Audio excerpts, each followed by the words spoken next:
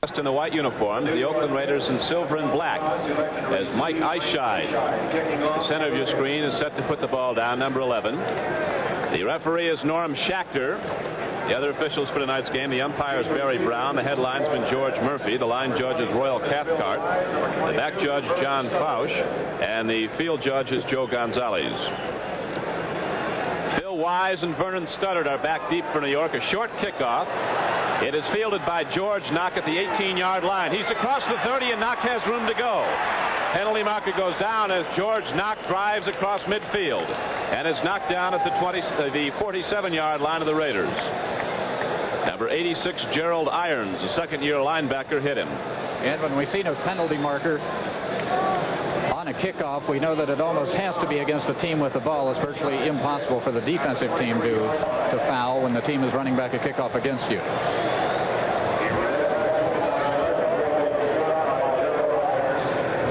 So they set the Jets back 15 yards on the clip from the point of infraction. The ball is now at the 26-yard line of New York, 1st and 10. John Schmidt is down over the ball at center. Al Woodall at quarterback. His setbacks are 32 Boozer and 41 Snell. Ed Bell is set wide right. Richard Castor is split left. 1st and 10 for the Jets. Emerson Boozer gets ahead for about a yard. Right side of the Oakland defense converging on him. Across the Raider front, number 71 is Al Dotson. Number 85, Carlton Oates. 74, Tom Keating. Number 83, Ben Davidson. 86, Gerald Irons. 55, Dan Connors. And 34, Gus Otto. Back the line. At the corners are 48, Nehemiah Wilson. And 24, Willie Brown. The safeties are 43, George Atkinson. And 31, Jack Tatum, the rookie from Ohio State. 2nd and 9 for the Jets. Woodall, a quick handoff to Matt Snell. And Snell gets out close to the 28-yard line. Pickup of about 2 yards. It'll be 3rd and a long 7. Gus Otto and Ben Davidson combine on the stop for the Raiders. This cast is presented by authority of the National Football League. It is intended for the private use of our audience. Any rebroadcast or other use of this telecast without the express written consent of the National Football League is prohibited. 3rd and 8. Castor is left. Bell is to the right. Raiders started to come early. That was Ben Davidson, 83, as the penalty marker goes down. We'll have to see now whether or not he was drawn offside by illegal motion on the Jets' part. That's the case.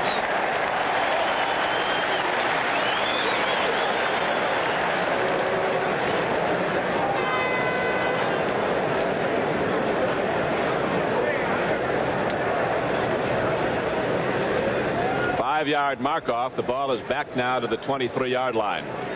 Jets are offside. Offside against the Jets. 5 yards. Takes it back to the 20. The interior lineman for the Jets on offense. The tackles are 61 Roger Finney at the right side and Winston Hill at the left side, 75. The guards are Rasmussen, 66, and Herman, 67. Schmidt is the center. It is 3rd and 12 and a half now for the Jets. Woodall with good protection, looking for Ed Bell. He hits him in the and the ball is ruled out of bounds. Nehemiah Wilson was covering. Ed Bell caught the ball, but he didn't have both feet in bounds apparently, and the Jets will have to punt. Very close play over there. It looked as if Ed Bell was trying to drag both feet in bounds just as he caught the ball and came very close to doing it. George Atkinson was covering on the play. Now O'Neill is in the game for the Jets to punt. Standing back inside is 10. The deep man to the right of your screen is George Atkinson.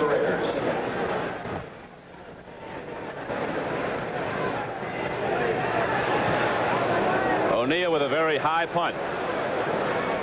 Atkinson lets it bounce. It takes a big jet hop downfield. It'll go out of bounds inside the 20-yard line of Oakland.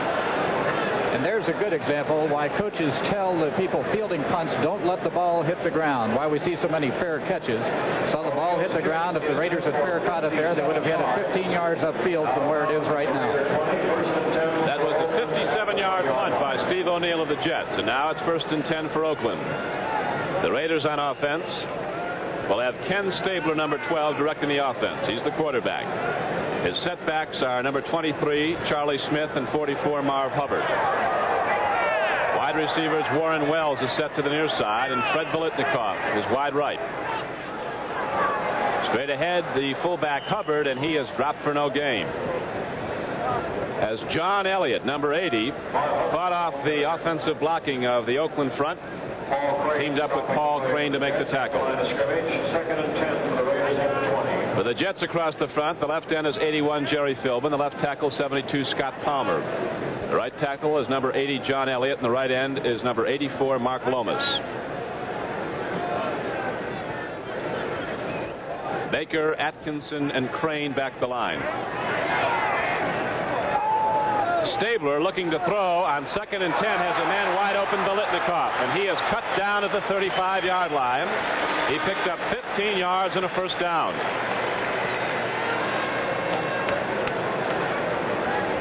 Phil Wise, who is in the defensive secondary for New York, made the tackle along with John Dockery.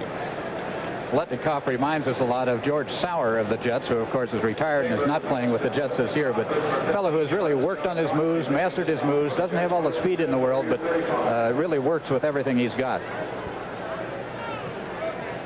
It is 1st and 10 for the Raiders at their 35-yard line.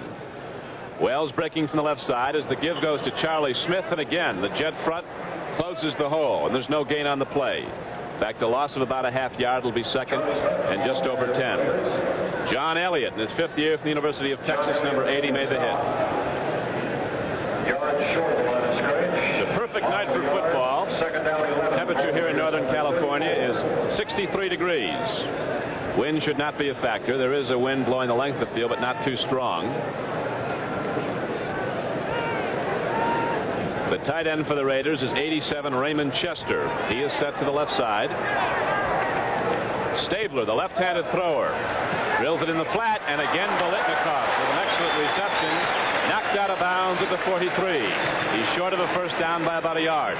He had the first down. He went down far enough to make the first down, but then like a good receiver, he came back to catch the ball, but in so doing he took away his first down. So now it's 3rd and about a yard to go. Gee, they're giving good protection to Stabler back there. Nobody near him when he throws the ball, and any one of these passers, if they have all that time, where they're going to complete a majority of their throws. John Dockery 43 and Jim Williams 23 at the corners for the Jets. The safeties are 27 Wise and 33 W.K. Hicks. He's the free safety. On 3rd and 1, the give is to Hubbard. He dives ahead. He looks like he's got the first down. Marv Hubbard needed less than a yard. And he's got it. It'll be a first down for Oakland. Made it on the 2nd effort, too. He was stopped there, short of a first down. 2nd effort, though, got him about a yard further up, enough for the first down. The interior linemen for Oakland on offense, the tackles are 78 Art Shell and 76 Bob Brown. Brown is at the right side. The guards are 63 Upshaw and 64 Beeler. And Jim Otto, who's played every regular season game since Oakland's come into the league, is at center.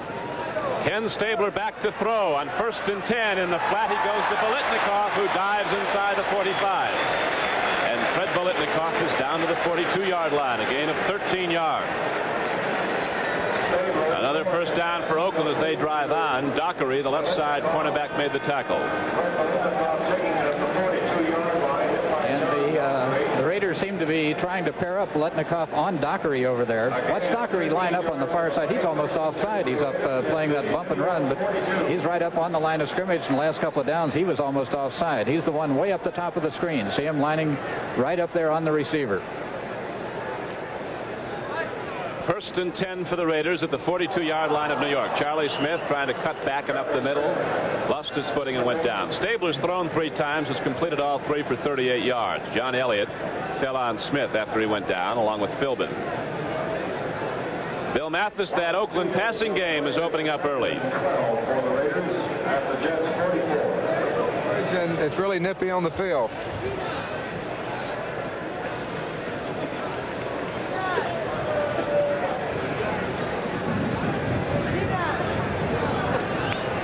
Is Weave Eubank, the head coach of the New York Jets.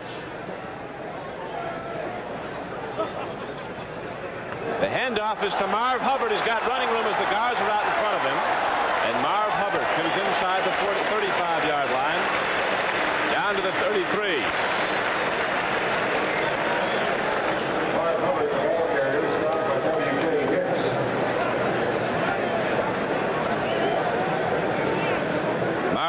Hubbard is in his 4th year from Colgate. 6'1", 215 pounds. Bill, when we went down to the last time, we saw you were talking to Dr. Nicholas. We were referring to the Oakland passing game, which has opened up early. That Biletnikoff is murder on the right flank. Yes, he really is, Don, and he's really working on John Dockery, and Dockery is taking Steve Townsend's place. Steve is nursing an injury, so I'm sure you'll find John Dockery and Jen Williams picked on pretty early. Again, the power sweep. Big block by Beeler as Marv Hubbard comes inside the 30-yard line of New York. And is finally knocked down by safety Phil Wise at about the 28-yard line. That's where they'll spot the ball, and again the Raiders pick up a first down. And that's one thing these Raiders do very well, the sweeps. You can see those big guards, Beeler and Upshaw, 63 and 64, out there right now in front of that ball carrier. They can really move and get out and lead the sweeps. That's the most important part, perhaps, of an end sweep, getting those linemen, the pulling guards, out in front of the ball carrier and then having them do something effective against the defense after they get out there. Beeler and Upshaw leading the blocking. Here is Stabler into the flat. Hits his setback to a swinging out Charlie Smith, and he's down inside the 25-yard line, down to the 23. A gain of 5. It'll be 2nd and 5. Here's another look at that. The Raiders keep going over to their right on the pass game, and perfect pass there by Kenny Stabler, right out on the fingertips. Got to the receiver before he ran out of bounds. Ralph Baker, the defensive linebacker of the Jets, over there on the play.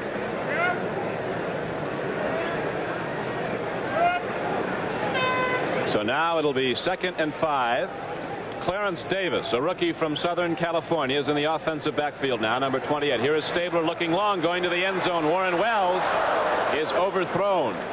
And W.K. Hicks, the free safety for New York, number 33, is protesting offensive pass interference. Official right on top of the play. It's an incomplete pass, and it'll be 3rd and just over 5 for Oakland at the 23-yard line of New York. Bill Mathis, Kenny Stabler seems to have all the time in the world to throw the ball. What will the Jets do to try to counteract that? Start shooting linebackers to try to get to him, trouble him, or what? Yes, George, will really count on their front four for a stronger pass rush, and I'm sure they'll start using the linebackers on blitzes right away. Wells comes wide to the left, at the lower corner of your screen. Stabler fakes the screen. He's going to take it himself now, and he is hit head-on by rookie Scott Palmer, a 245-pound tackle out of the University of Texas. So the Raiders are stopped in this drive now that they have a shot at 3 points as Blanda, their place kicker, comes out onto the field. Stabler will hold. The line of scrimmage, the 24. Be a 31-yard attempt. Stabler so far is 4 of 5 throwing. He's 42 yards. Watch the snap in Blanda's leg here. Really a lot of power. Way long, and it's good. George Blanda hits a 31-yard field goal, and the Raiders go out in front 3-0.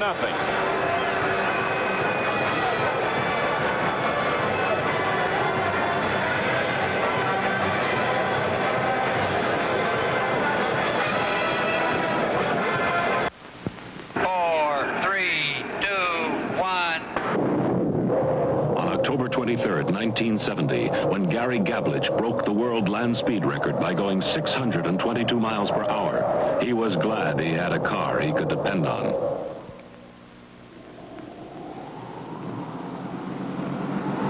That evening when he went home, he felt the same way.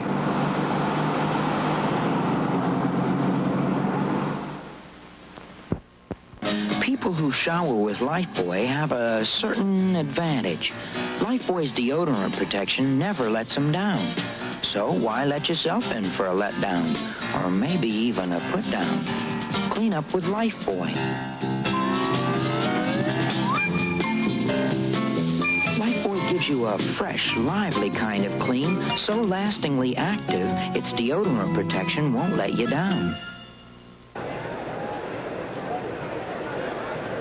Live now at Alameda County Coliseum in Oakland, California. The Raiders have just gone in front of the Jets 3-0. on a 31-yard field goal by George Blanda. Mike Eichscheid set to kick off now for the second time for Oakland. He's into the ball long. Phil Wise, taking it 5 yards deep in the Jet end zone, will not bring it out. Touchback, 1st and 10 for the Jets on their 20.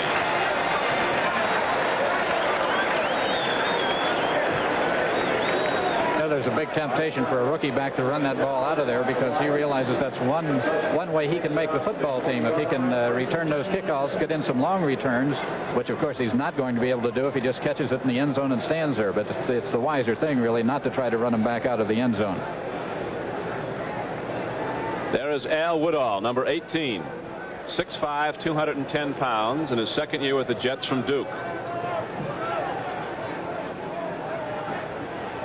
Cross buck, they go to Boozer, twisting ahead for 2 yards. He is out to the 22-yard line.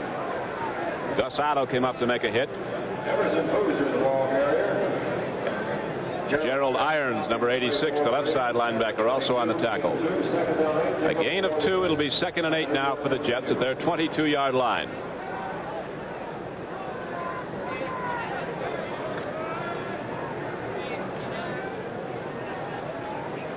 We have 8 minutes and 25 seconds to play in the first quarter. Pete Lammons, the tight end for the Jets, is set to the left side with Bell wide receiver right. Castor is split left. Right over the middle, a perfect throw from Woodall, the fullback. Matt Snell is good for a 14-yard gain and a 1st down for the Jets as the ball is out to the New York 34-yard line. Gerald Irons, whose assignment was covering Snell on the play, made the tackle after Matt Snell caught the ball. You can see it. Snell is back in perfect health. Bill Mathis, you mentioned last week, let's wait till after this play, but we had a question about those passes to the fullbacks and the halfbacks right over the middle that I'll come back to after this next play.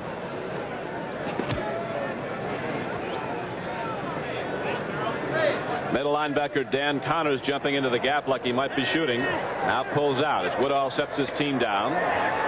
4-man rush, big rush, and here is a pass thrown but too long for Ed Bell, who is turning out in the flat against Nehemiah Wilson. Tom Keating and Alphonse Dotson putting the rush on Al Woodall of the Jets. Bill Mathis, I think you mentioned last week on the Jets pass patterns, those little dump passes over the middle when the halfback and fullback go out. What do? They watch the middle linebacker, and whichever way he goes while the other back cuts in over the middle? Yes, George. Both backs are running close flares, and over which back the middle linebacker covers, usually the quarterback goes to the other one. But a single coverage on the weak linebacker with a halfback to his side. It's 2nd and 10 for the Jets as Woodall drops to throw. Connor, the middle linebacker, was blitzing on the play. As Woodall triggered his throw quickly, and as you saw, incomplete. It'll be 3rd and 10. Emerson Boozer was sprinting out of the backfield.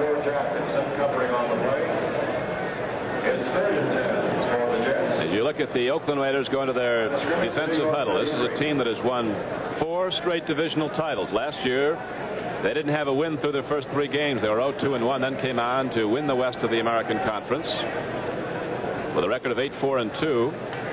They beat Miami in a playoff game and lost to Baltimore in the AFC title game. 3rd and 10 for the Jets at their 33-yard line. Oakland 3, Jets nothing, first quarter.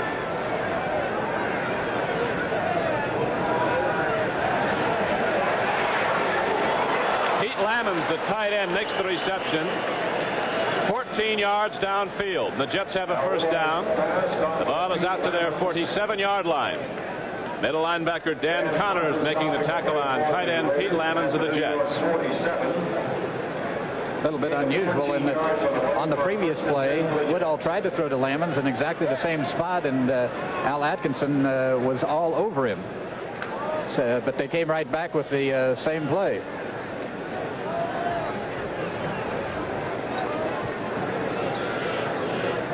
First and 10 now for the Jets at their 47-yard line. Castor is wide left, Bell split right. In the flat, Richard Castor makes the reception. 8 yards downfield at the 45-yard line. Now let's go down to Bill Mathis. Don, I would like all the viewers to watch number 31 with the Raiders, Jack Tatum. He is one of the hardest hitting strong safeties I've ever seen. I had the pleasure to watch him in the College All-Star game in Chicago a couple weeks ago, and I don't think I've ever seen a safety man or a deep back hit as hard as he does. Jack Tatum from Passaic, New Jersey. They call him the sticker. He sticks him. Now with Oakland leading the Jets 3-0. Let's pause for a moment.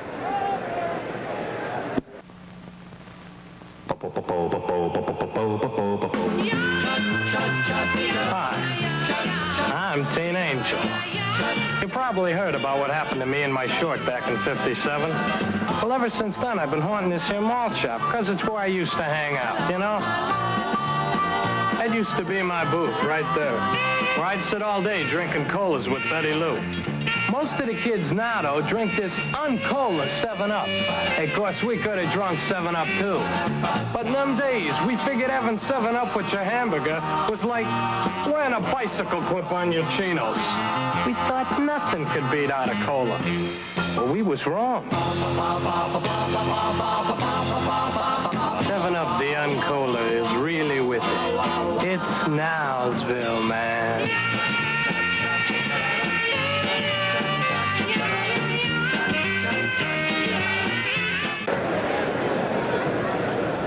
Al Woodall throwing effectively has now completed 3 of 6 for 37 yards for the Jets. They have 2nd and 2 coming up.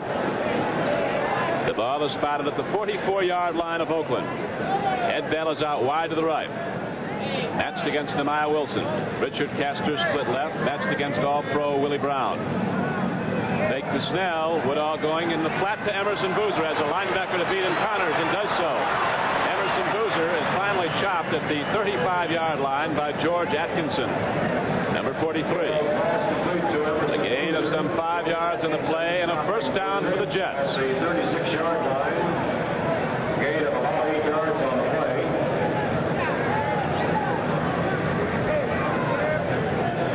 Ball is spotted at the Oakland 36-yard line. At the Raiders 36.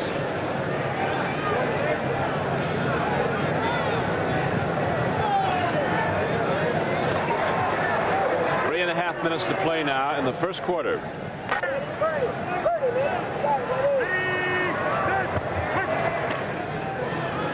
Woodall to Matt Snell.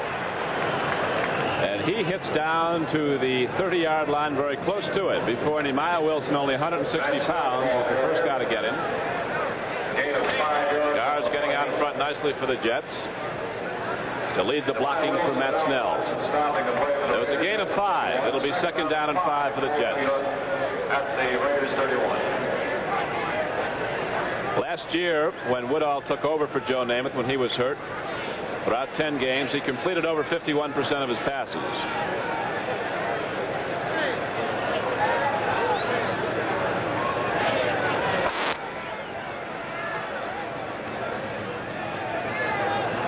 Checking the play off now at the line of scrimmage. You can see the Jets moving around a little bit up there. Good pursuit by the Oakland defense, led by Tom Keating in his 7th year from Michigan, number 74. As he fought off the offensive block and got to Emerson Boozer, stopped him for no gain. It'll be 3rd and 5 for the Jets at the 31-yard line of Oakland. No gain, 3rd down and 5 for the Jets at the Raider 31.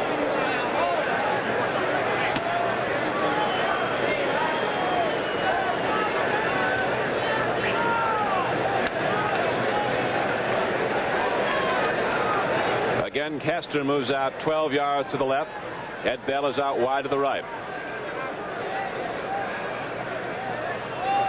3rd and 5, New York.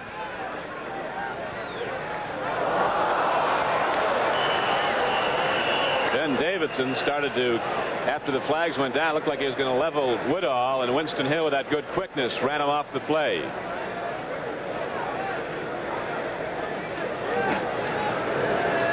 Billy Mathis, Ben Davidson has a reputation as being tough to keep away from the forward passer. Now, you've blocked against him for a number of years. Did you find him one of the tougher defensive ends to handle as a pass blocker? Yes, George, I really did. His reputation is correct. He's really hard to block, and if the backs, because of his size, if the backs try to cut him and chop him that way, he usually hurdles them. So you have to stand up and fight him, and as strong as that is, as strong as he is, it's pretty tough. So I'm sure Winston Hill will agree with me that he's a load to block. So this time the penalty offsides is against the Oakland Raiders. And the 5-yard mark-off against them results in the Jets getting a first down just outside the 25-yard line. The Raiders makes a first and 10 of the 26.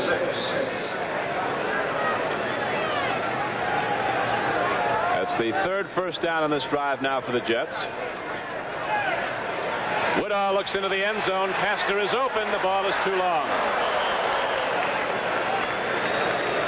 Richard Castor, breaking from the left side wide receiver spot, looked like he was running a post pattern. He started to angle in, then he sprinted out and beat the secondary. Here's another look at that. You'll see how they had Castor boxed in there. He was trying to get to the outside. Number 24, Willie Brown, had outside position on him and just wouldn't let him make his break soon enough, and that's enough to throw off the timing from the passer, because by the time he makes his break, the passer is being rushed and has to get rid of it a little more quickly than he normally would. So that's what the defensive backs try to do. Bounce the offensive pass receivers a few times, throw them off their stride so that messes up the timing between the passer and the receiver. It's now 2nd and 10 for the Jets at the 26-yard line of Oakland. The Raiders lead 3-0 on a 31-yard field goal by George Blanda. We're in the first quarter. And Woodall takes a big loss as the Raiders front four comes through to get him. Number 71, Alphonse Dotson, and number 74, Tom Keating. 9 on the hit, a loss of 10 yards on the play. It'll be 3rd and 20 now for the Jets as the ball is set back to the Oakland 35. Raiders linebackers jumping in and out of the line quite frequently, trying to confuse the blockers for the Jets. Again, Bill Mathis, do the blockers find that causes them trouble when the linebackers are jumping in and out? Does that confuse the offensive blockers when they're blocking for the passer? It really doesn't, George. The only thing that's confusing too is maybe the quarterback. He may want to audible off, but it doesn't confuse the linemen because they have the same guy no matter what the linebackers do.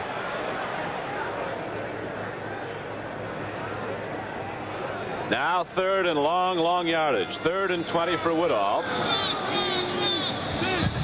Allen Boozer in an open backfield as Woodall drops to throw. Again, a big rush. Keating is through. Woodall gets his throw away. He is low, intended for his tight end, Pete Lammons, 87. This time the defensive ends, Al Dotson and Ben Davidson, were pinching in. There's a penalty marker downfield, however, and the assessment's going to be against New York, or at least the call. We'll see if the Oakland Raiders take the penalty.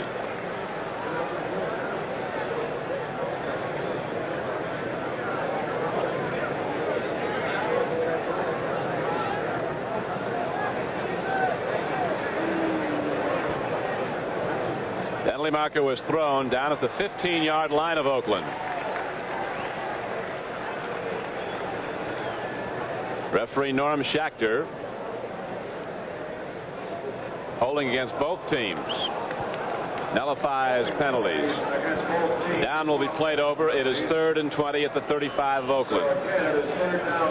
Offsetting penalties. A couple of substitutions coming in the game now quickly for the Raiders. Greg Slough, a rookie linebacker from Southern California, is in, replacing Gerald Irons. Slough, 58.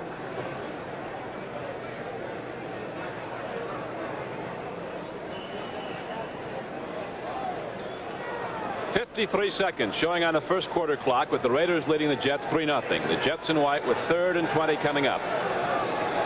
Linebackers jump in. Pull out.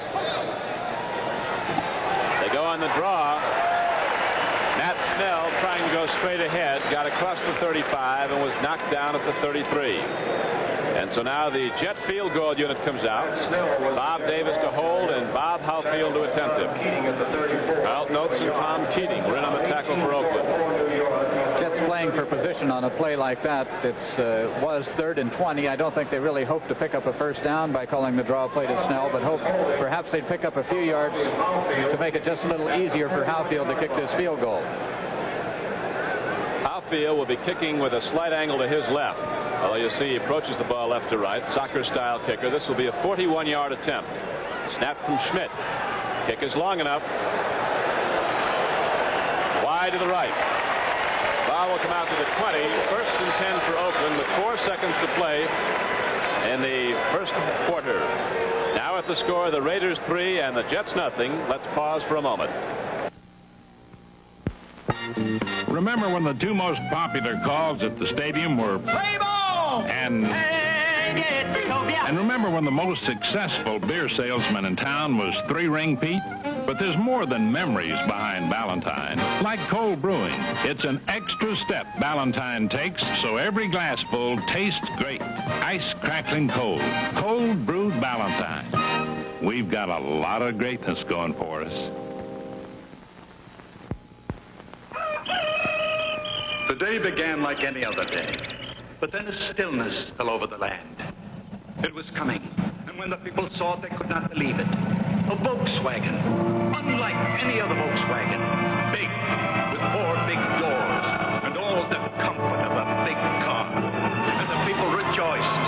The Volkswagen 411 4-door sedan had come.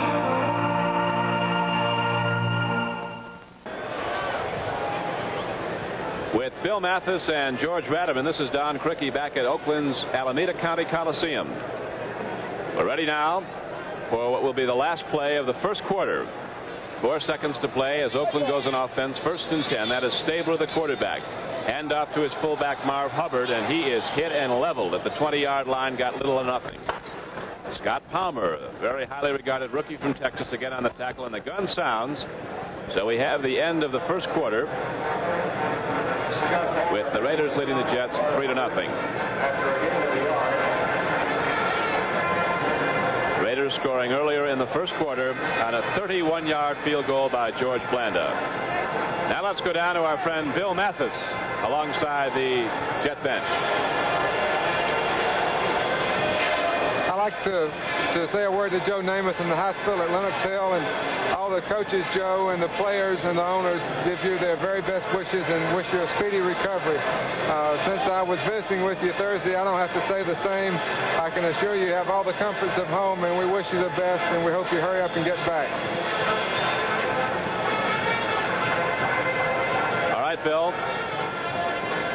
He's got a few visitors, too, doesn't he? He really does. Some pretty ones.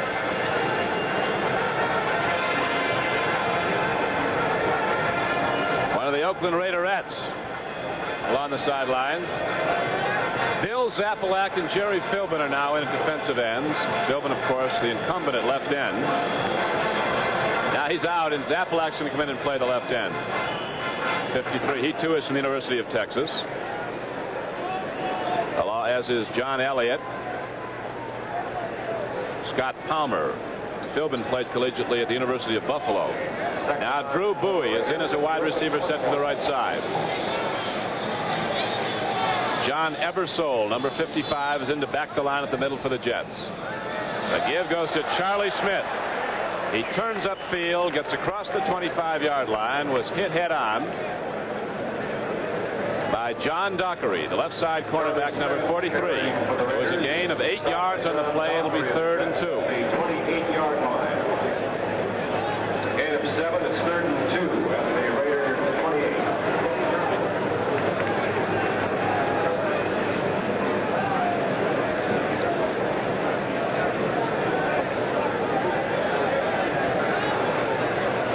Bowie comes out wide to the right now, and Warren Wells is slotted to the right, number 81. Deployed between the wide receiver and the tackle. They go back now on a sweep, which is cut short by the Jet defense coming across. John Little, number 57, in a defensive tackle. It's the first man to hit the ball carrier, Marv Hubbard.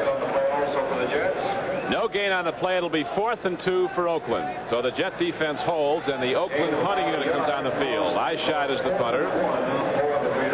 The Jets drop back twin safeties and rookies Chris Farasopoulos, number 19 from Brigham Young, and number 22 Vernon Studdard from Ole Miss. Mike Eyeshot is in the kick. Farasopoulos was the Jets' number 3 draft choice. He He led all NCAA major colleges in punt and kickoff returns last year in combined yardage. Set an NCAA record, almost 2,500 yards during his career.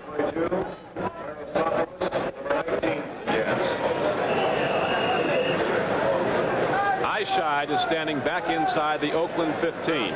Hit the ball about the 18-yard line, fumbles the snap, a big rush, but he gets it away. It's a long spiral.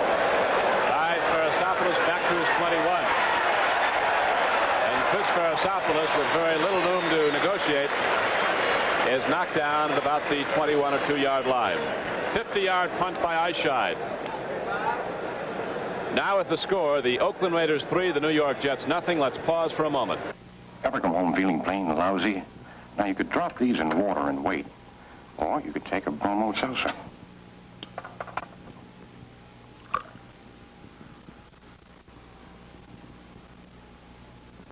You see, bromo's in there right now going to work. Well, these tablets are still fizzing.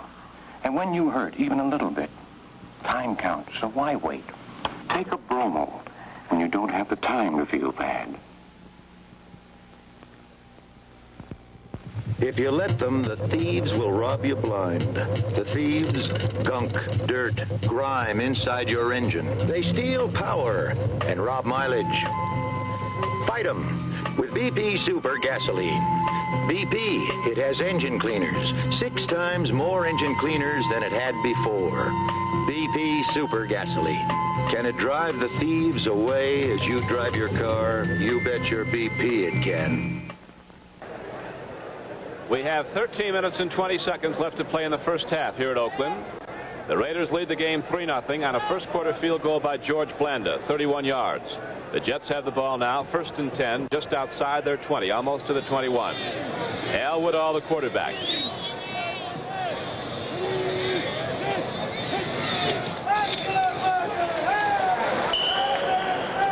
The give off to fullback John Riggins, the Jets' #1 draft choice is in the game. He was knocked down by 67 Harold Rice, as both these teams are substituting freely. Bill Mathis, they have Matt Snell out of there now. Did Dr. Nicholas indicate how long Snell might play tonight? Yes, he did, George. He, because of the weather's pretty nippy, he said he wanted to get Matt out as quick as he could, and I'm sure Coach Eubank won't use him anymore after this quarter. Ran very well when he was in there. Ed Bell is out wide to the right. Richard Castro is split left, the short side of the field. After the pickup of 2, it is 2nd and 8. Woodall triggering in the flat, almost picked off by Nehemiah Wilson. Number 48, Nehemiah Wilson, in his 7th year from Grambling, would have had a clear shot for 6. Nobody in his way, couldn't hook onto the ball. That'll bring up 3rd down now for the Jets. It'll be 3rd and 8 at the New York Jet 23-yard line. Nehemiah Wilson gambling a little on that play, but he could afford to because he had Tom Maxwell, the safety, coming over to back him up. So he knew he had help behind him. And when a cornerback has that help behind him, he can gamble sometimes, come up, try to pick one off, and go all the way with it. Woodall sets his team down now with a 3rd and 8 play coming up.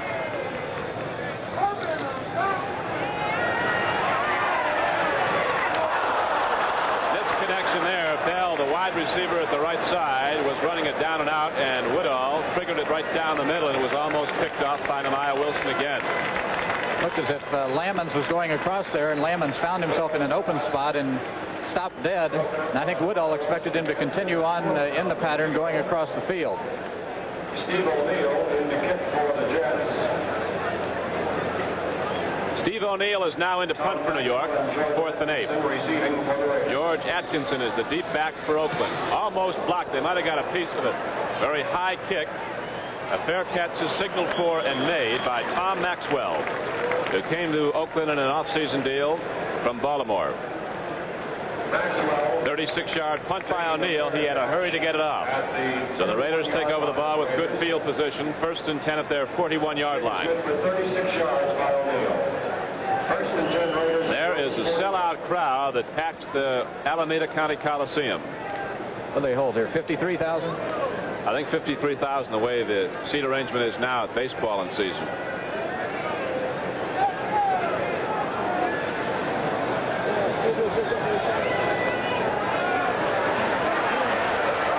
Wide open is Eldridge Dickey. Stabler with the long gainer to Eldridge Dickey. Dickey himself a quarterback at Tennessee State, came up as one. A 39-yard gain on the play.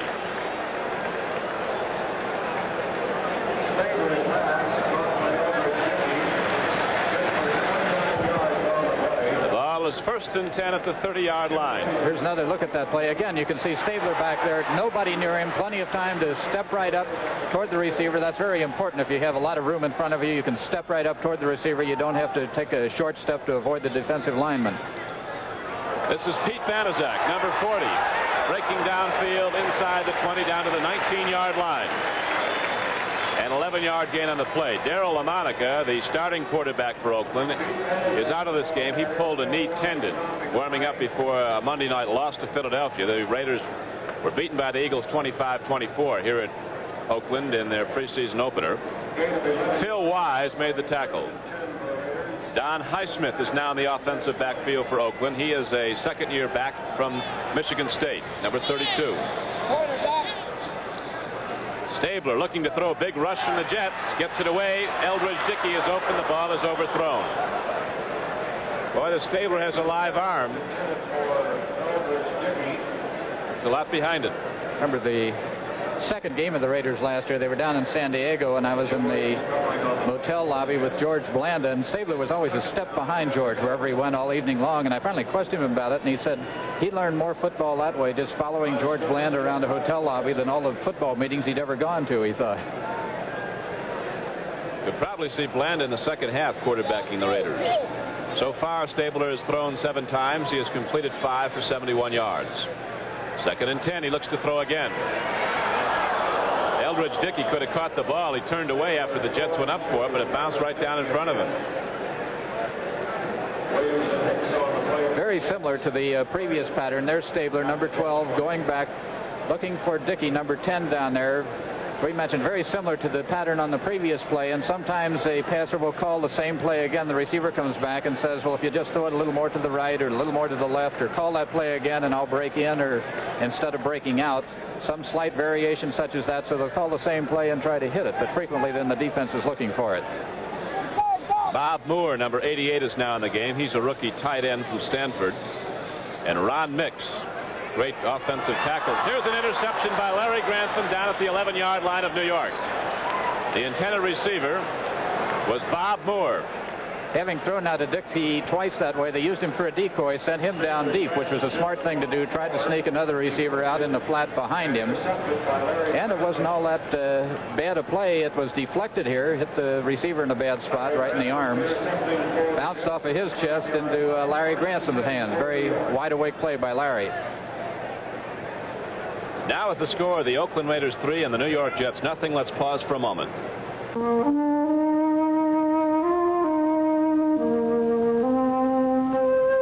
Her first uncola. The moment in every girl's life when she leaves her childhood of one cola after another cola behind and begins a lifetime of the fresh, clean taste of 7-Up.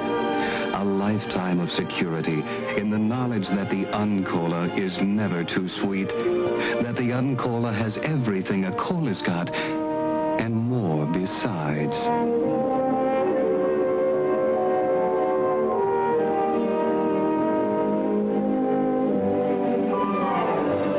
The Uncola is forever.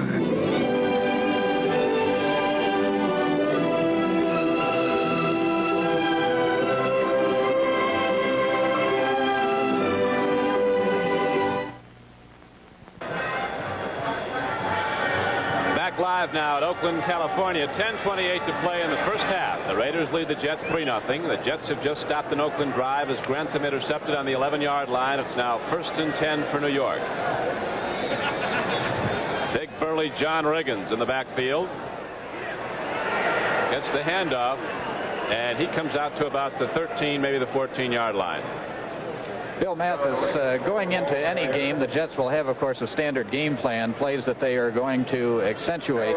How is that affected by the fact now they're way down on their own 12-yard line, own 14-yard line? Will they tend to play more conservative, or do you just ignore that position on the field?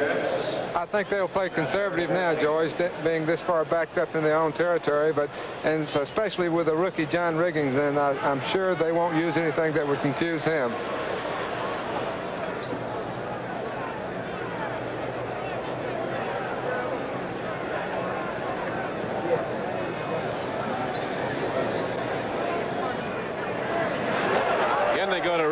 Takes a head-on shot, fights off it, and then Connors brings him down. Short gain on the play. It'll be 3rd and 7.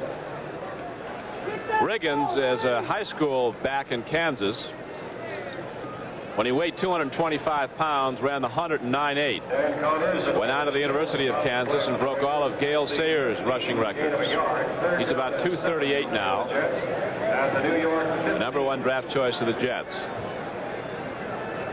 Emerson Boozer is aligned in the offensive backfield with him.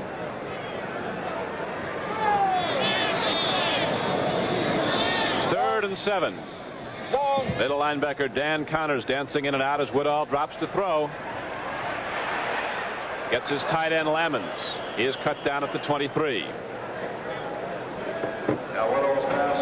First down for the Jets. Now, we hear about all these backs that can run the 100 in 9.5, 9.6, 9.8. Are there any backs in professional football today who can't run the 100 in 10 seconds and would admit it? Tom Matte. How about Bill Mathis? Bill, what was your time in the 100, you know? I don't think they needed a stopwatch for that, George. A clock? A clock would be sufficient. Need a calendar for me. As Paul Flatley used to say, he said he's not big, but he's slow. Here's a give now to Riggins, starting to the outside. He is collared neck high by Greg Slough, who was one of the highly regarded college linebackers last year at Southern California, 58. John Riggins was a ball carrier. Got a pretty good background for a linebacker. He was a Marine drill instructor for 2 years before he went to USC. Looks like the Jets are really giving Riggins a chance here. Frequently they'll do that with 1 or 2 backs, say, well, we're really going to give the ball to this fellow tonight and see whether he can do the job or not.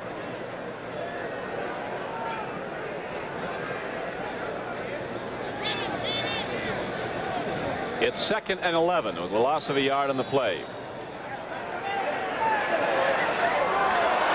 Intended receiver was John Riggins.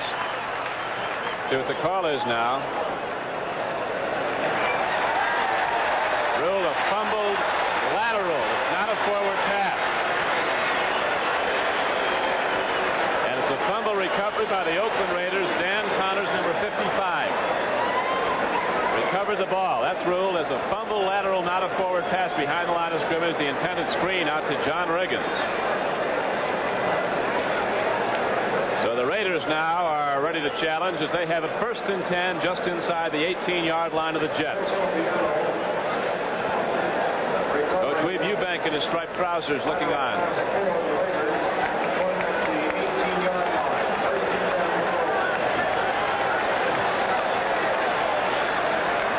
Stabler setting up, going long into the end zone, knocked down beautifully by Phil Wise, the tight end Raymond Chester, who is some football player, was behind him, but Wise got a hand up and knocked it down. Let's go to Bill Mathis.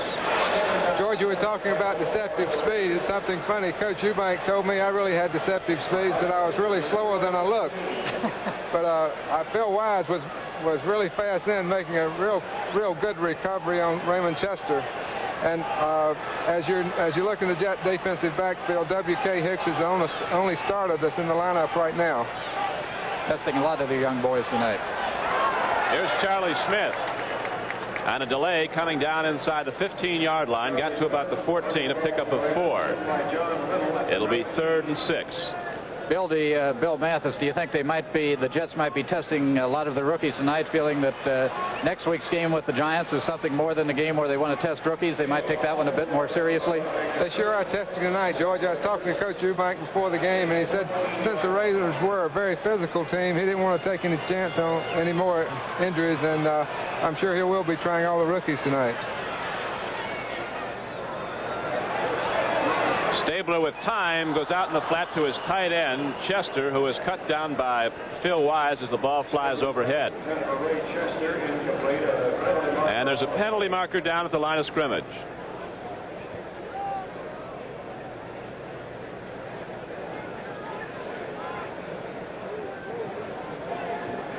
Larry Grantham, number 60, with his helmet off, conferring with referee Norm Schachter. Signal apparently against Oakland.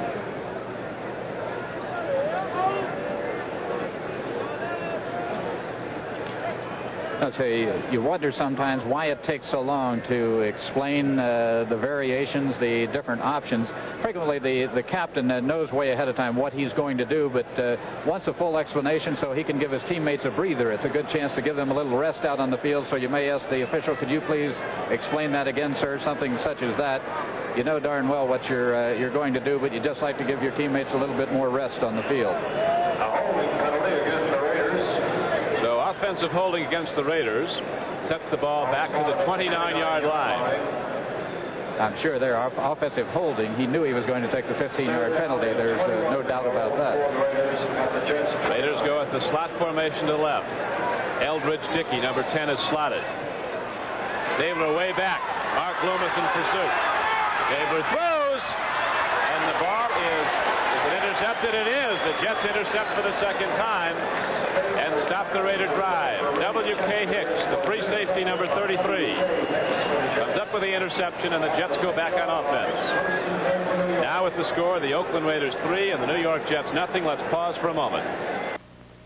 On September 3rd, Gibson Carruthers exchanged his necktie for a string of love beads and began living the simple life. On September 4th, he exchanged his big, expensive car for an economical Toyota Corolla and blew the whole scene. What's happening, gang? Hey, Gibson! Ooh, what's with the fancy wheels? Hey, baby! Just basic transportation, Frank. Reclining bucket seat. Wow, carpeting. Tinted glass. White walls. What about that, man? But it's all standard equipment. What about the automatic transmission? Oh, you are hooked. Here's your tie back, man. If you want to go back to the simple life in an elegant sort of way, get your hands on a Toyota Corolla, the plushest basic transportation in the USA. See your nearby Toyota dealer and get your hands on a Toyota. You'll never let go. This is Don Criqui with George Ratterman and Bill Mathis. Back at Oakland, California, the Jets have the ball after an interception by W.K. Hicks. It's 1st and 10 for New York at the Jets 6. Woodall firing from his end zone, going for the home run ball. Eddie Bell is after it. It's just too long. Step for step with him was Jimmy Warren, 8-year veteran from Illinois, number 20. Jimmy Warren covering the play for the Raiders. That'll bring up 2nd down and 10 for the Jets at their 6. Second quarter clock shows 6:13 to play. Raiders lead at 3-0 on a first quarter field goal from 31 yards out by George Blanda.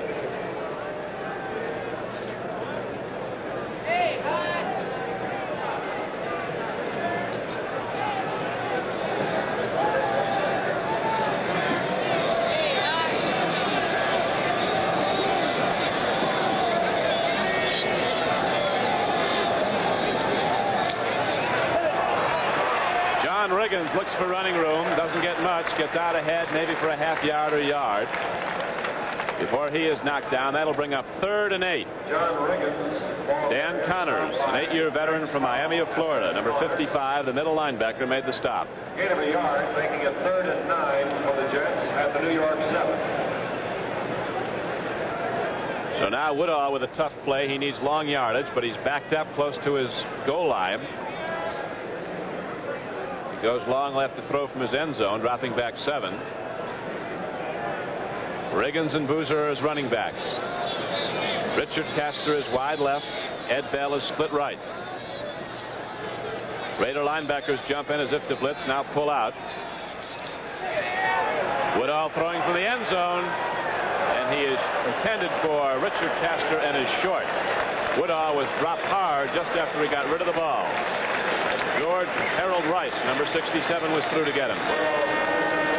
Yeah, Woodall is now 5 for 13 throwing, and on 4th down, the Jets send in their punting unit. It is 4th down and 9 at the New York 7. Steve Steve O'Neill dropping back 9 yards in his end zone, and that's Matt Snell up at the 2-yard line in the block. Atkinson is the deep safety for Oakland. Big rush. Drew Bowie now almost got the ball. Here is a fair catch signaled for and made by Tom Maxwell, and the Raiders go on offense, 1st and 10 at the Jet 42. Well, I don't know how he got that ball out of the end zone on that kick. He had 3 Oakland Raiders in there all around him. It is 1st and 10 for the Raiders at the Jets 42. We're coming to you live from Oakland, California, before a sellout crowd as the Raiders, leading 3-0, now go back on offense. Eldridge Dickey comes out wide right. He'll be aligned as a slot back to the right side. Drew Bowie is also out wide to the right as they come back, going to Don Highsmith, 205-pound running back from Michigan State. John Elliott coming across to make the tackle. A gain of 8 yards by Highsmith. He advances the ball inside the 35-yard line of New York to the 33. Second and a yard for now for Oakland. Got 9 yards on the carry. Second and 1 for the Raiders at the New York 33.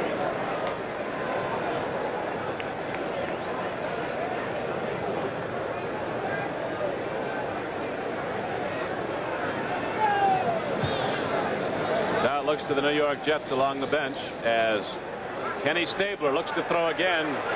Long into the end zone. Down to Eldridge Dickey. What a throw by Stabler.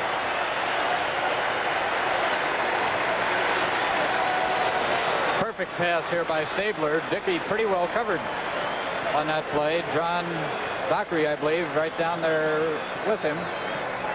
There's that Jim Williams, number 23, down there with him, but Dickey just had about a 1-step lead on him, and Stabler had to throw a perfect pass to complete it. Most difficult pass you can throw, too, as a passer, where the receiver is running straight downfield directly away from the passer. Now George Blanda will look to put up the 10th point of the game for Oakland. Stabler holds, and the extra point is good.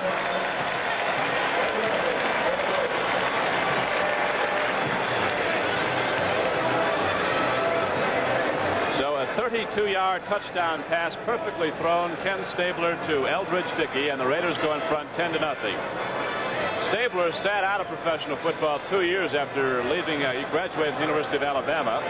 You may recall in 1965, he directed the Crimson Tide to an 11-0 year. They were national champions that season.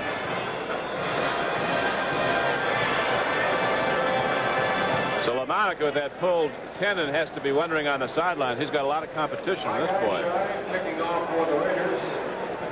I don't know that he's too worried about his job. Stabler does look good, though, and he's one of these nice big boys that the coaches like. 6'3", 215 pounds. They like to get not only the height in the quarterbacks, but they'd like to get some weight there, too, because you're going to get knocked down a few times, and the more you weigh, the better you'll be able to take that physical pounding that you get from the defensive ends and tackles. Vern Studdard and Phil Weiser back for New York. Line drive kick is fielded by Lee White. He's up to the 30, dive to the 31. Bill Enyard, number 46. Second year from Oregon State, coming down to make the tackle. Now the Jets go on offense, 1st and 10, trailing 10-0 with 4 minutes left to play in the first half. After a run back of 11 yards to the 31, where it's 1st and 10 for the Jets.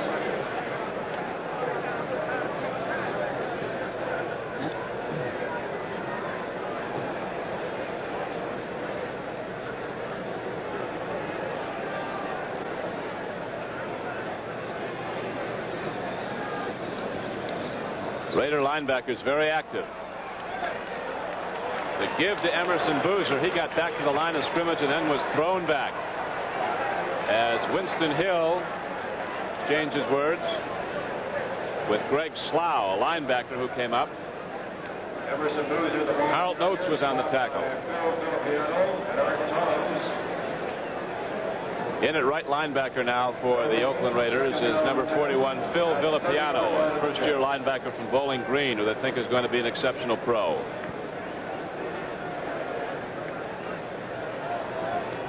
Ed Bell goes out wide to the right now. Castor is split left. It's 2nd and 10 for New York.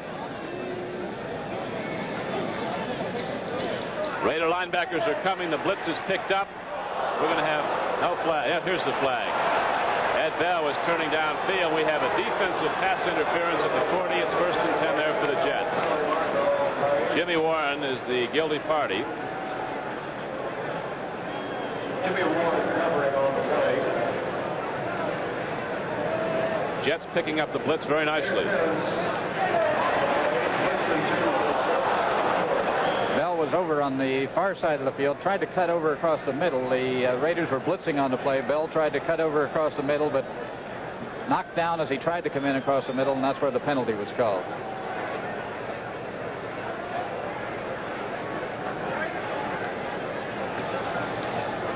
Yeah, Woodall on 1st and 10 figures a throw to his tight end, Pete Lammons.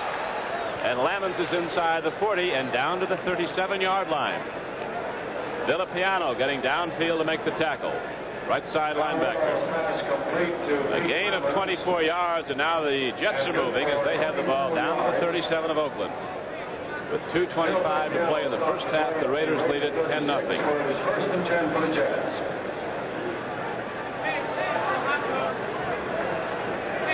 John Riggins getting out of work tonight now for the Jets.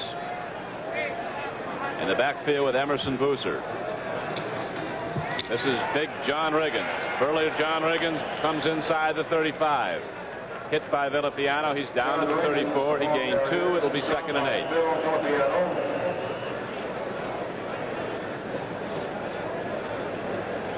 Gain of 2 yards on the play makes a 2nd and 8. Now at the score, the Oakland Raiders 10 and the New York Jets nothing. Let's pause for a moment. A 2-minute warning for the benches. If your TV set could get a headache, it'd probably look like this. If it had heartburn, this would happen. And if your set ever felt rotten in both places, like we humans do sometimes, what a mess. Oh, if you could only give it some Alka-Seltzer. Alka-Seltzer helps both problems because it has pain relievers for the head and antacids for the stomach. Alka-Seltzer, when your head and stomach go on the blink.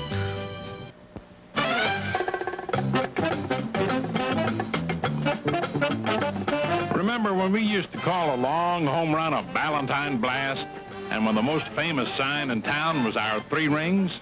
But we give you more than memories, like cold brewing, an extra step Ballantine takes so every glassful tastes great, ice crackling cold.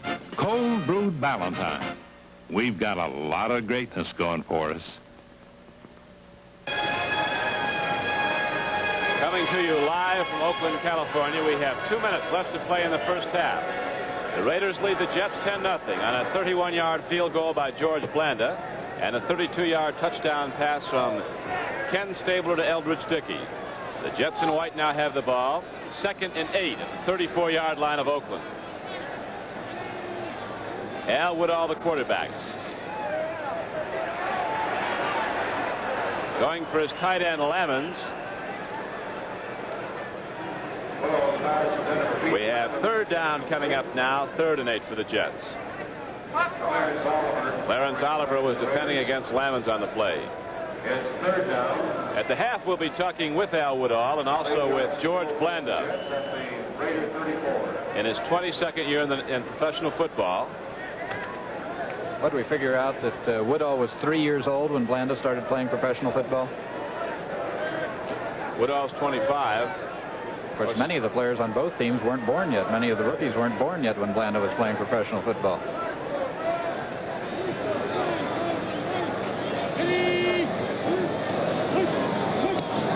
Third and 8. Woodall looks to throw. Big rush. Gets some time now. Boozer was out of bounds. It'll be an incomplete pass even if he caught it. Boozer stepped out of bounds running his pattern. Can't go out and come back in. Villapiano is downfield to recover. He's got very good speed, Villapiano, covering against these backs in the long patterns. They're testing him. Woodall is 6 for 16 now. Villapiano was, what, their number 2 draft choice at Oakland? And they're very high on him. Tatum was the number 1. Who they have now at free safety. There's some question as to where to play him. He was a roving linebacker at Ohio State. He's about 5'10", 200 pounds. They have him at free safety. Here is Howfield attempting a 41-yard field goal. And it's good. Bob Houfield delivers from 41 yards out. And the Jets are on the scoreboard with their first points, trailing Oakland now 10-3. George? Another 5 weeks. The regular season will be upon us, and the Jet players and their families are again house hunting in the New York area. So any of you people want to help out that might have a furnished apartment or a home or rooms, you're asked to please contact John Free. That's F-R-E-E. He's the business manager of the New York Jets. And the address is 595 Madison Avenue in New York. Don't phone, but write to John Free, 595 Madison Avenue, if you have a furnished apartment, home, or room that you'd like to rent to one of the Jets. California Memorial Stadium in Berkeley. Next Saturday afternoon, it's an afternoon game at 1 p.m. There is Bob Houfield, who is now 2 for 3 in field goal attempts for the Jets, and he is 5 for 5 in kicking off and not having the ball returned. He kicked off 5 times last Saturday night against Detroit. All well into the end zone. Don Highsmith, number 23, is set to the right side of your screen. As it's a very high kickoff. It's going to carry about 2 yards deep in the end zone. This is Highsmith coming out. And he gets out about to the 21-yard line. The man down for the Jets looks like guard Roy Kirksey, number 63. As the trainer Jeff Snedeker and his team orthopedic specialist Dr. Jim Nicholas are out to attend to him quickly. Kirksey they're extremely high on. He played a couple of seasons in the Atlantic Coast League with the Bridgeport Jets, was a fullback at about 230 pounds, put on some weight, and was an all-Atlantic Coast guard last year. And it looks like he might have the nemesis of football, a knee injury. That or his ankle. They may be looking down there at the ankle, taking the shoe off, and I think it's probably the ankle. The Jets even had a problem on their plane coming out. I understand one of the stewardesses fell down, and Dr. Nicholas had to administer to her. I think she twisted her knee, had a regular football knee. Yeah, the plane hit an air pocket. She fell down and threw her kneecap out. Good doctor was right there. So Roy Kirksey is down, and we have an official timeout for injury.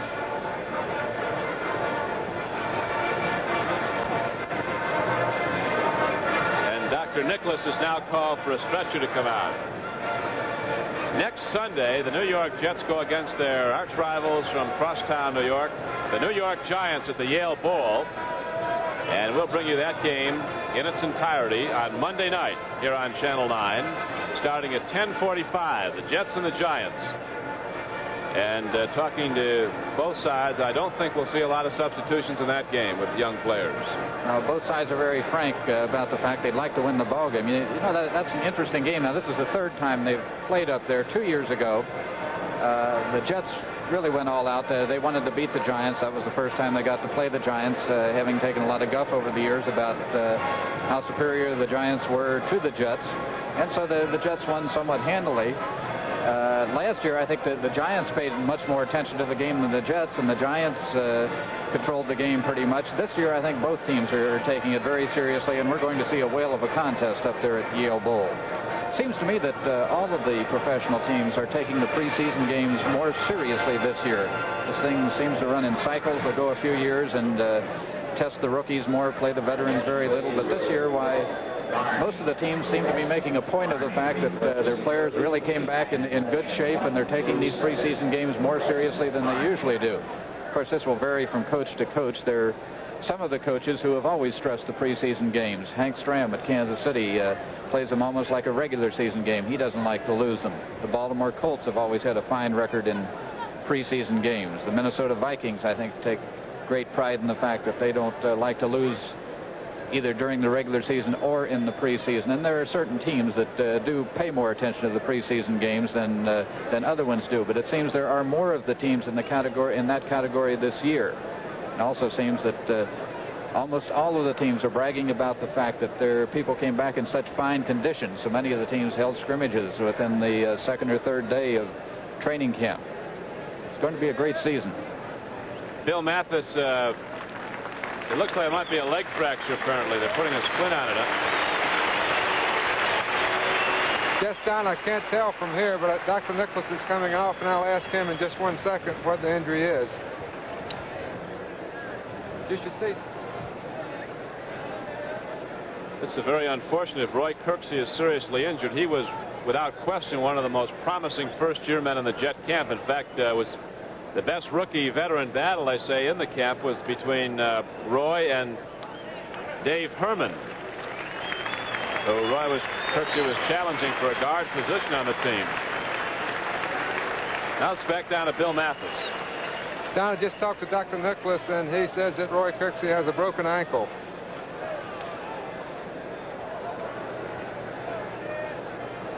Very unfortunate turn of events for the Jets as Roy Kirksey, who has shown so well in camp and in the first preseason game, comes off with a broken ankle. Jets here's the ball. Fumble recovery by the Jets. Straight ahead carry by rookie Clarence Davis, and the fumble was recovered by Paul Crane, linebacker number 56. Big break for the Jets. 1 minute and 32 seconds remaining in the first half, so they have time to tie up this ball game before halftime. They take over the ball, 1st and 10 at the 19-yard line of Oakland. Clock shows 1:29 to go in the first half, and it's running as Woodall brings his team out of the huddle, sending Bell to the right and Castor to the left. Boozer and Riggins are the setbacks. Pete Lammons, the tight end, is to the right side. Woodall throws, and Richard Castor makes the reception down at the 2-yard line. Willie Brown, an all-pro, is beaten on the play as Castor turned in on him. Watch Castor do a great job here protecting the ball from Willie Brown, the defensive man. Actually, he had to stand there and wait for the ball, but he did a fine job of keeping his body between Willie Brown, the defensive man, and the ball, just as a basketball player tries to keep his body between the defensive man and the ball. Castor did an excellent job of holding off Willie Brown that time until the ball got there. They align in the I formation. One of the Jet big plays is what they call the 10 straight, the fullback right down the middle. Go to the second back, through Emerson Boozer for a touchdown. But now Bob Huffield can tie it up with the point after attempt. Straight ahead, nothing much you can say about that. A lot of people having a war down there. Jets won out.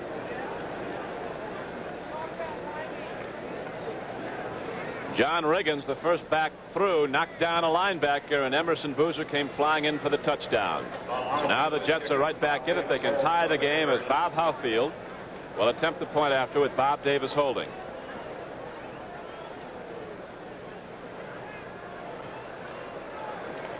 The kick is good, and the game is tied 10-all.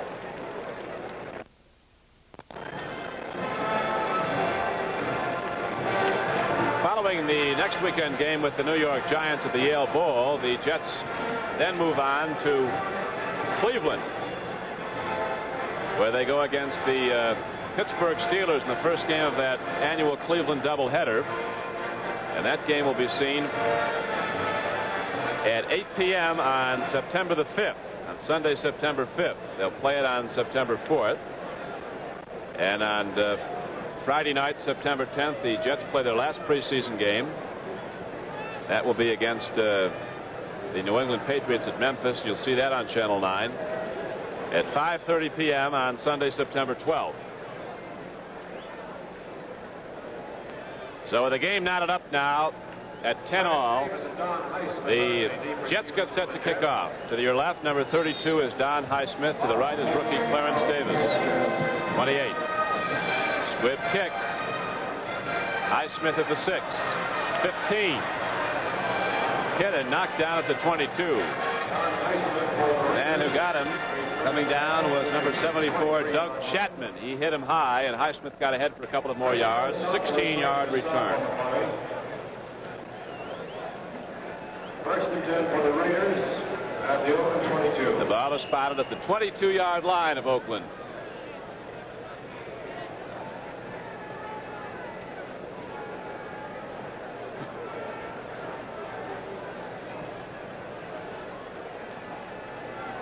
First and 10 now as Stabler looks to throw. He's been very effective tonight. Slapped down. Big John Elliott knocked it down, then like a catcher was looking for the ball up in the air.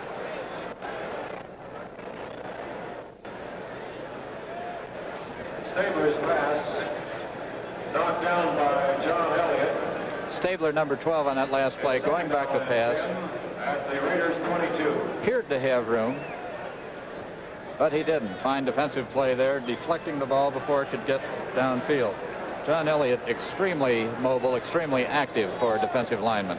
He's going against an all-league player, Upshaw, and the center is helping out. He's against a double team. He had to come off the double team to penetrate and knock that ball down. And that time, just as Stabler got the ball away, Upshaw was beaten again by John Elliott. Those two don't like each other at all. Make no bones about it. Upshaw's strong suit as an offensive lineman, as we pointed out before, is pulling out and leading those end runs. He's 6'5". His great speed can really get out in front of the halfbacks, and perhaps is better on the running plays than he is on the pass blocking. He's getting cleaned pretty good right now by Elliott on his zone blocking, though. That's straight ahead stuff. Here is Highsmith trying to turn the corner. Nothing. Jets get him for a loss of 2. It'll be 4th and 12, and the Oakland Raiders will punt. Eversole, second-year middle linebacker from Penn State, coming across to make first contact. There is John Little, number 57. Defensive tackle from Oklahoma State in his second year. Stabler has thrown for 103 yards. He's completed 6 of 14.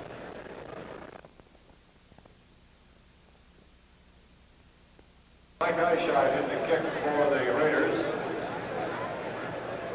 Jets still could have time to, if they can return this kick at all, could have time to get into position for Bobby Hoffield to take a crack at another 3 points. He can kick them a long way. You get any place near midfield, why, he's got the leg to kick it that far.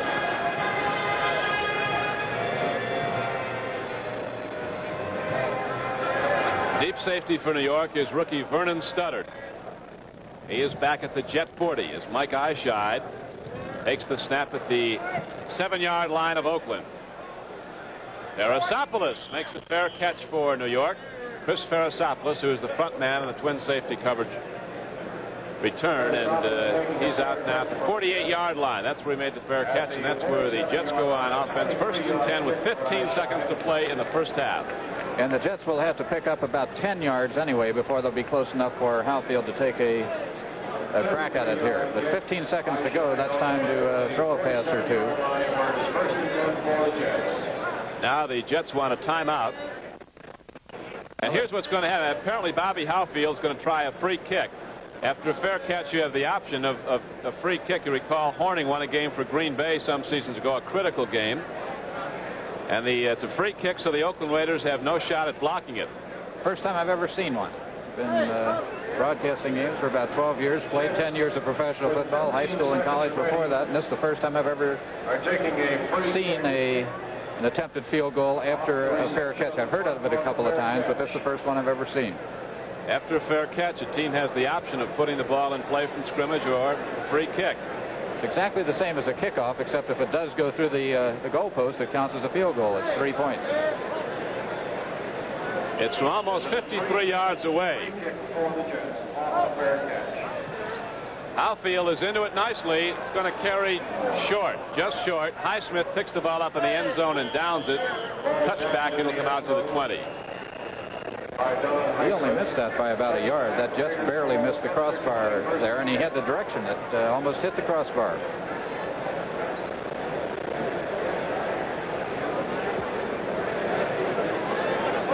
So now the second quarter clock shows 9 seconds to play in the half.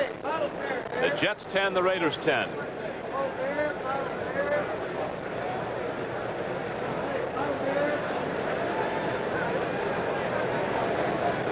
Oakland had led 10-0. Jets coming back with a field goal by Hoffield and a touchdown run by Boozer from close in to tie the game.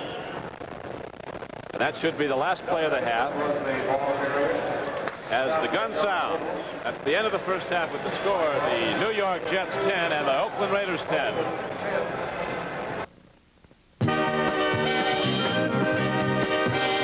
Remember when purity, body, and flavor were as famous as going, going, gone, and along with baseball and Ballantine came a pennant every year. But we give you more than memories. We give you cold brewing, an extra step Ballantine takes so every glassful tastes great. Ice crackling cold. Cold brewed Ballantine. We've got a lot of greatness going for us.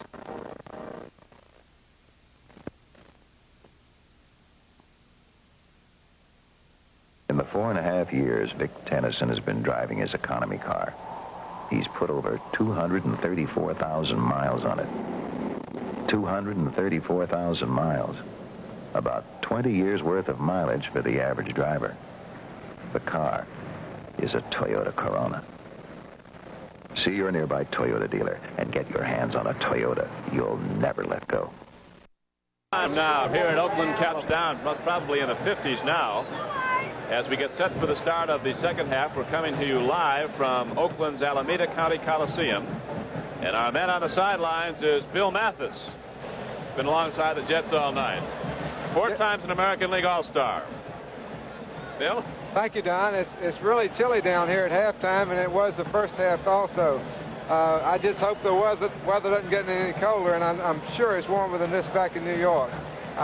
One thing the Jets have to do, though, is continue to play hard like they did in the first half to avoid any more injuries, and that is really when you get hurt is when you let up. So I'm sure Coach Eubank told them at halftime to not to let up and go full force, and I'm sure they will the second half. But like we said earlier, you can look for many of the rookies to play and the backup people to play. I just hope that we can avoid injury and be ready for a big game next Sunday in the Yale Bowl. That's what I was going to ask you about, Bill. Of course, you very friendly with many of the Giant players. That's a very important game. That's not a preseason game to either side.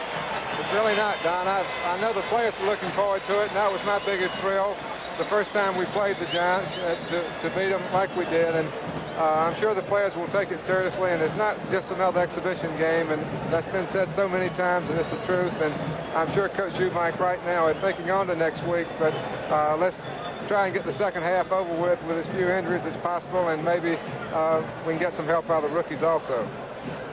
Bill, I noticed Bob Davis is warming up down on the sidelines. Is there any indication that he'll be the starting quarterback for the Jets here in the second half? Yes, Coach Eubank told me that Davis would play the second half, and I'm sure he will. I'm sure George Knock and I feel sure Matt Snell won't play any, but I'm sure George Knock and Riggins will, and possibly Lee White. I don't think he'll use Boozer anymore in the second half unless he has to. But one reason he really plays a lot of the veterans is to let them play themselves into shape, and especially with the linemen. The offensive line and the defensive line is really when they get a lot of conditioning during the exhibition games. And so you can look for the offensive lines to play, the defensive lines, but I would say in the backs and the receivers that you can look for as many substitutes, as many backups as possible. George Ranneman is scrutinizing the first half statistics. What's interesting there? Pretty close. Of course, the score is 10-10, which would indicate the statistics should be pretty close. The Jets had 9 first downs in the first half. Oakland had 7, so the Jets have a slight edge there. The total offensive yardage, Oakland has 145 yards to 97 for the Jets. Oakland picked up 43 rushing. The Jets were only able to pick up 19 yards on the ground, and Oakland picked up 102 yards in the air. The Jets only 78 through the air, so a slight edge to Oakland in the statistics, I'd say. The kickoff by Howfield is taken by Don Highsmith. He is across the 20, out across the 25, really jarred by rookie linebacker John Eggold, number 50, and also hit by Doug Chapman, 74. And so the Raiders will go on offense 1st and 10 at their 27-yard line. Game all tied up, 10 all. Raiders took the lead in the first quarter on a 31-yard field goal by George Blanda. Came back to go out in front 10-0 when Stabler, and that's Blanda at quarterback now. Highsmith almost dropped the ball, now turns on some good speed going wide. Raiders got their touchdown on a 32-yard pass from Stabler to Eldridge Dickey.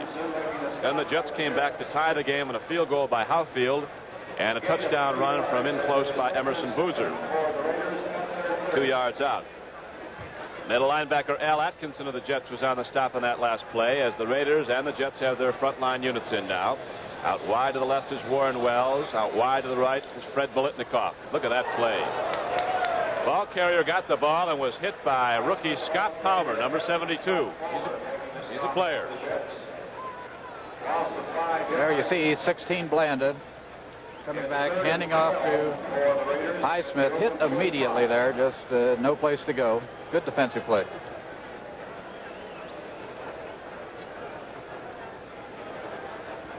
Beeler, the guard, was pulling, and Palmer came right through to hit the ball carrier before he could get wide. Chris Ferrisopoulos is now in the defensive secondary of the Jets, playing deep. Here is a throw by Stabler, intercepted by Ralph Baker. Inside the 30, and he is knocked down at the 28-yard line. So the New York Jets have their third interception of the game. This one by veteran linebacker Ralph Baker, number 51. Take another look at that one. George Blanda, number 16, throwing his first pass of the evening right down the middle. It's 1st and 10 for New York. At the open 20. Not a very good pass by George. I guess he expected the backers to be moving the other way. Sometimes you'll do that, and the backer won't be moving the way you thought he was going to do. Ralph Baker right in position for the interception on that one. Blanda himself, who played some linebacker with the Chicago Bears one year, made the tackle. Bob Davis going for Richard Castor. Touchdown, New York. The Jets take the lead 16-10. So Bob Davis on consecutive weeks now has thrown his first pass for touchdowns.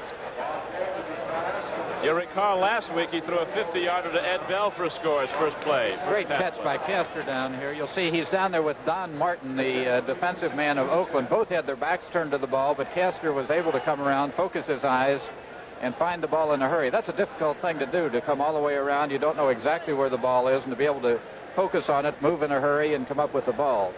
Nice play by Castor.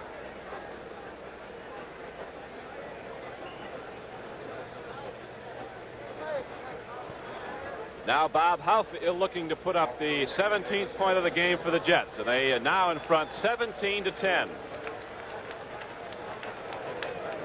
So with the score, the Jets 17 and the Oakland Raiders 10. We'll be back with the New York kickoff in just a moment. If your TV set could get a headache, it'd probably look like this. If it had heartburn, this would happen. And if your set ever felt rotten in both places, like we humans do sometimes, what a mess. Oh, if you could only give it some Alka-Seltzer. Alka-Seltzer helps both problems because it has pain relievers for the head and antacids for the stomach. Alka-Seltzer, when your head and stomach go on the blink.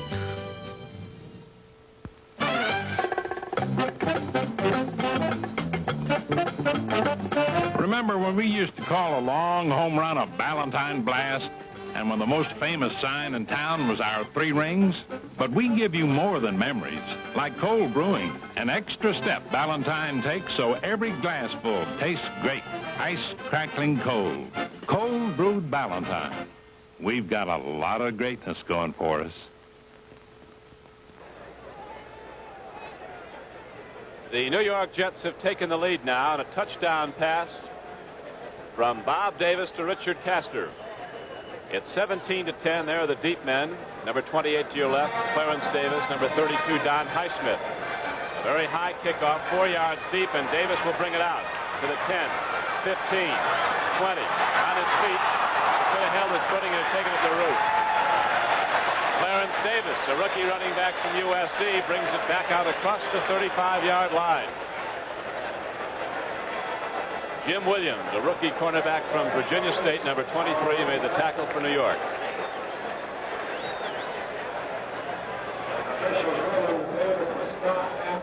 They rule now that his knees were down when he was hit at the 30-yard line. He had a knee down there, so that's where the ball will be placed. 1st and 10 for Oakland. Davis had quite a career at Southern California. I think he gained more yardage than any running back there, except a couple of Heisman Trophy winners. Garrett beat him out, and so that's another fellow's name, O.J. Simpson. Penalty markers go down as Scott Palmer is through. A great fake by. Here's another interception by the Jets, and a lateral to Ferrisopoulos. He didn't intercept the ball. Williams had the ball first, and it appeared either squirted out of his arms or he pitched back to Farasopoulos. But there's a penalty marker down at the line of scrimmage. Jets might have been offside.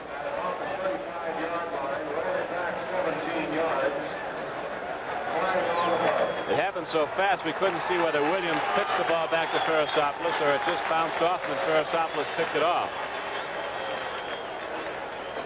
Almost looked like a handoff. Let's take a look. Williams is number 23 here. He'll come up with the ball, and watch how quickly he gets. There you can see him just handing. Well, no, that went up in the air. I think he did try to hand it to him, though. Looked like he tried to hand it to him and caught Farasopoulos by unawares. But a very, very quick and intelligent play.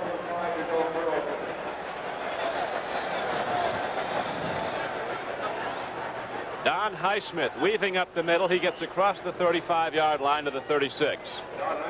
Middle linebacker Al Atkinson, number 62, a 7-year veteran from Villanova. The defensive captain of the New York Jets was on the tackle. A gain on the play of about 6 yards. It'll be 2nd and 4.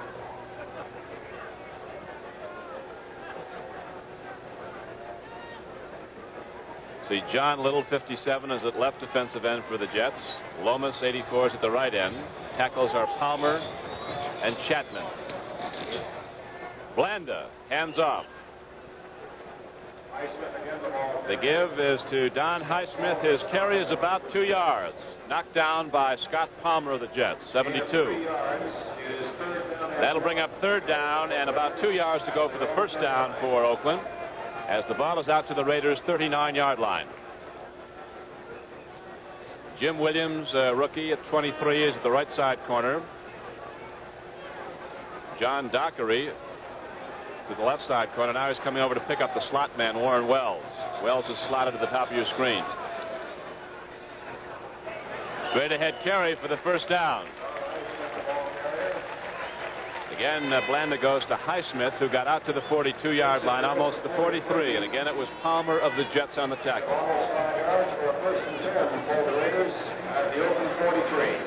With 10 minutes and 35 seconds to play in the 3rd quarter, the Jets lead Oakland 17-10.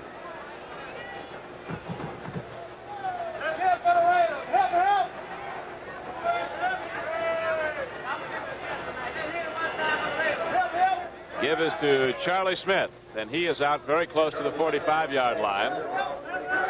Paul Crane, number 56, was on the tackle.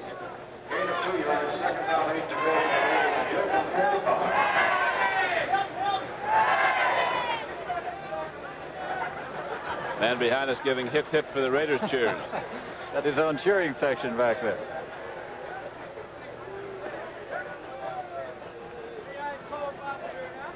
Blanda, double fake, gets some time, is going long. Tight end Raymond Chester is there to make the reception. And Chester is down to the 19-yard line. Bill Wise and Chris Farasopoulos on the coverage. Raymond Chester, in his 2nd year from Maryland State, caught 42 passes as a rookie. Here's a look at the play again. You saw Blanda very quickly fake the handoff. They faked the running play. Not all that good as a fake, but just enough to draw in the Jets secondary a bit. Took his time, saw Castor down there and hit him perfectly. Blanda has a unique ability to take just as much time as he needs. He'll very, very seldom ever get knocked down when he's back there passing. 35-yard gain. Here's Blanda looking into the end zone. Warren Wells going for the ball. The play is broken up. John Dockery. One-on-one with Warren Wells.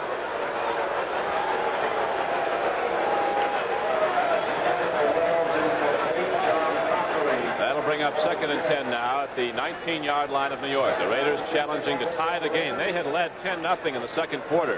Jets came back to tie it 10-all by the half. Then New York going in front on a touchdown pass from Bob Davis to Richard Castor. Short time ago. Jets 17, Oakland 10. We're coming to you live from Oakland, California.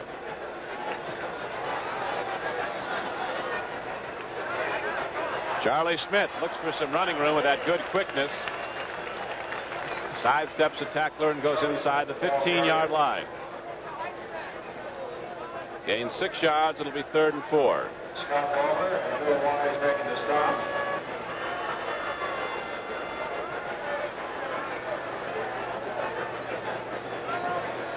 Gain of about 6 Now as a wide receiver coming out to the right, 89, Drew Bowie, and Eldridge Dickey caught a touchdown pass from Stabler in the first half. Was out wide left.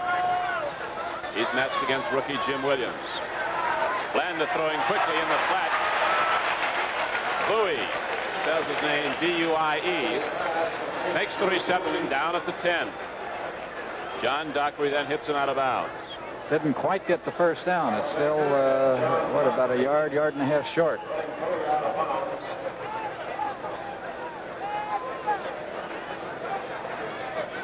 Mrs. Mary Alice Hume, Mrs. Mary Alice Hume, and Mr. Joe Robert Hart.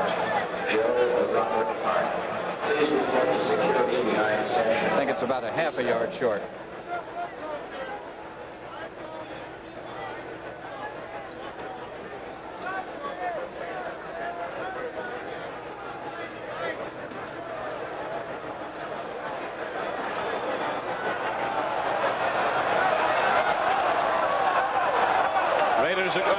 First down. It'll be 4th down and less than a yard to go for the first down. The ball spotted inside the Jet 10-yard line. Dickey has gone out of the game. They're going with 2 tight ends. Bob Moore is in, set to the left. Raymond Chester is set to the right. Lone wide receiver out to the right side is Bowie. Highsmith and Smith are the running backs. Penalty markers go down as Don Highsmith carries for the first down for the yardage anyway, but we'll see what the call is again. I think the indication was that the Jets were offside on the play.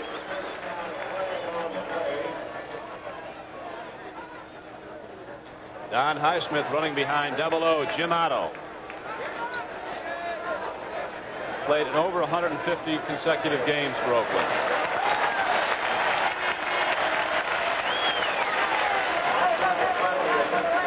Schachter gives the signal, and the ball is inside the 5 and the penalty pickup.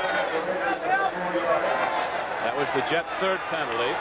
They've lost 20 yards in penalties. Charlie Smith. Touchdown, Oakland Raiders. Upshaw leading the blocking as he pulls out from his left guard position. Charlie Smith, a 4-year veteran from Utah, 6'1", 205 pounds, carries for the touchdown. And now George Blanda has a chance to tie the game for Oakland. It's 17-16 New York. Touchdown coming with 8:53 to play in the 3rd quarter. George? You mentioned number 00, Jim Otto. Of course, we've got 2 Ottos in the game tonight, and we've got 2 Atkinsons. In fact, I think before I called, talking about George Atkinson, I mistakenly called him Al Atkinson. My apologies to anybody who might be offended. I don't know why. The extra point is good by Blanda. The game is tied with the score of the Jets 17, Oakland 17. We'll be back with the Raiders kickoff in just a moment. The success of the Beetle gets under some people's skins to such an extent that they do almost anything to kill it.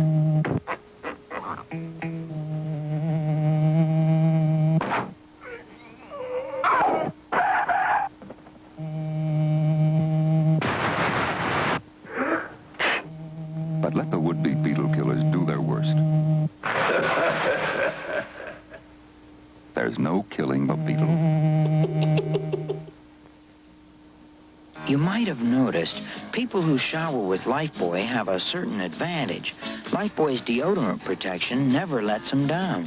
So why let yourself in for a letdown, or maybe even a put down? Clean up with Lifebuoy.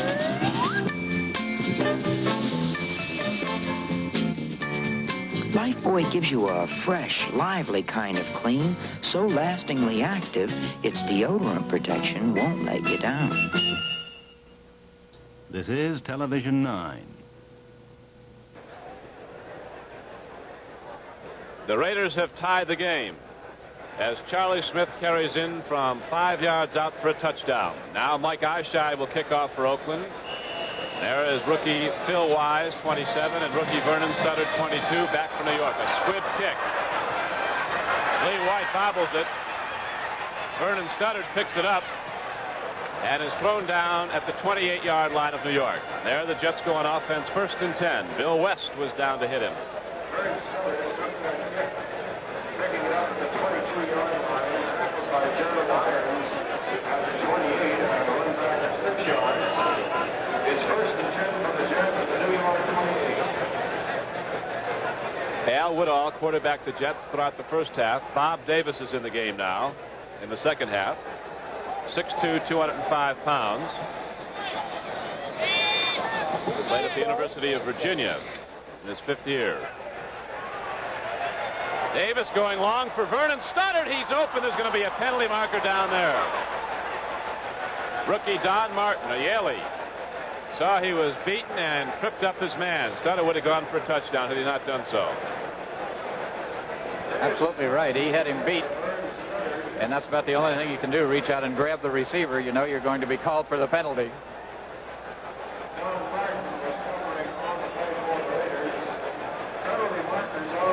Here's a look at the play. You see Don Martin in a dark jersey had lost his footing there, started to go down, realized he had no chance, so about the only thing he could do was reach out and try to tackle the receiver.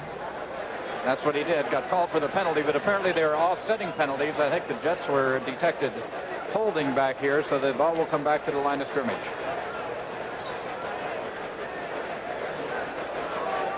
So we have offsetting penalties, and the ball comes all the way back now. Jets will put it in play at their 28-yard line, 1st and 10. Again, it is 1st and 10 at the Jets 28. Harvey Nairn, a rookie from Southern University, is out wide to the right. And he can go like a shot. Run a 9.400.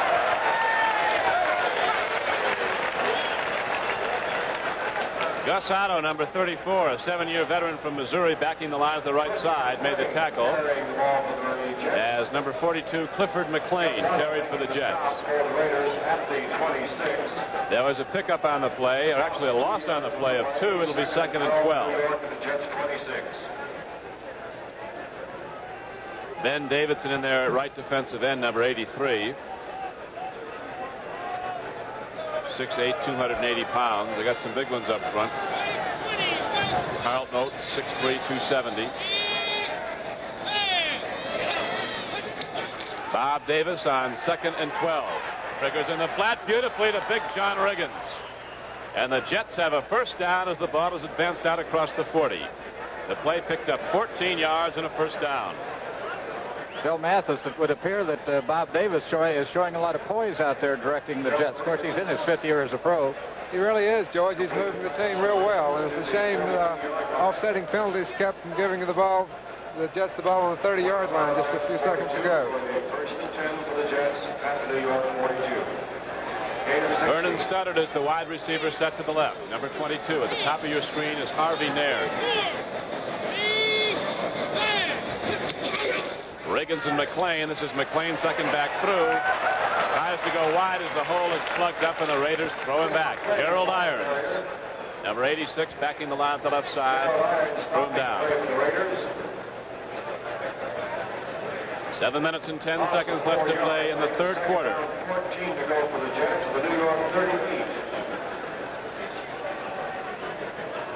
Tremendous offensive battle. Look at 75 as he breaks out of the huddle for the Jets. Their all-pro offensive tackle. He's matched up against Ben Davidson, 83. The lower portion of your screen. Watch them go at it on long yardage plays.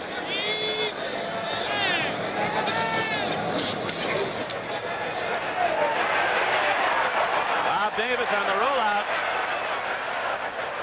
And like all smart quarterbacks should, he bails out. Plus you have a big screen. You can't get Winston Hill and Ben Davidson in there at the same time. Another penalty marker is down. Quarterbacks are instructed to go right out of bounds when they carry like that rather than take a hit.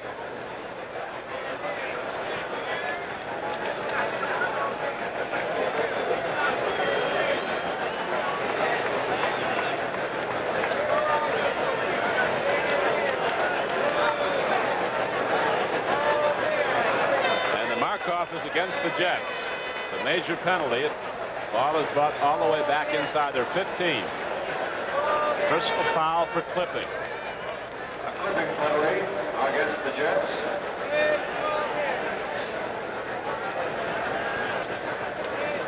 On a broken play like that, the blocking gets sometimes disorganized, and you get a clip as the player comes up from behind.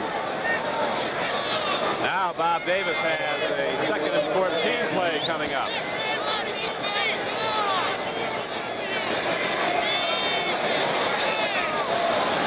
Excuse me, a 2nd and 24.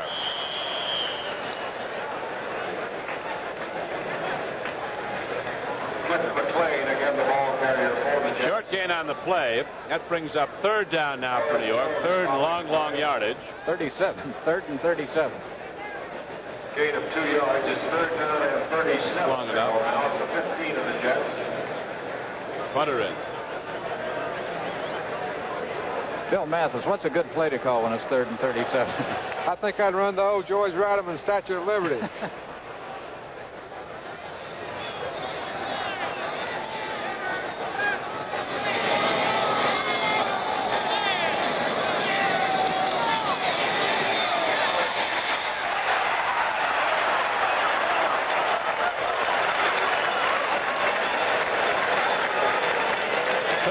For the Raiders to corner Bob Davis, but they did. Ben Davidson was the man who threw him down, number 83. By Tom Gibson and Ben Davidson. Now the Jets will punt. Well, that 3rd and 37, that's when, as a quarterback, you like to run over to the coach on the sidelines and let him call one. Coach, what shall I do? George Blanda told me a funny story about that. I'll tell a little later about his experience with George Hallis, asking Hallis to call a play once. You're the quarterback. Blocked. It'll be a touchdown for Oakland.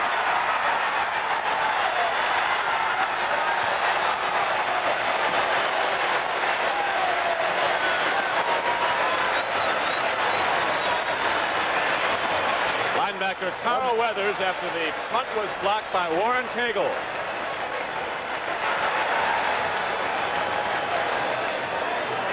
Carl Weathers recovered for a touchdown. The punt was blocked. The Raiders have been getting that tremendous rush all night. They almost blocked one before when the Jets were kicking out of their end zone. That is, in the first half.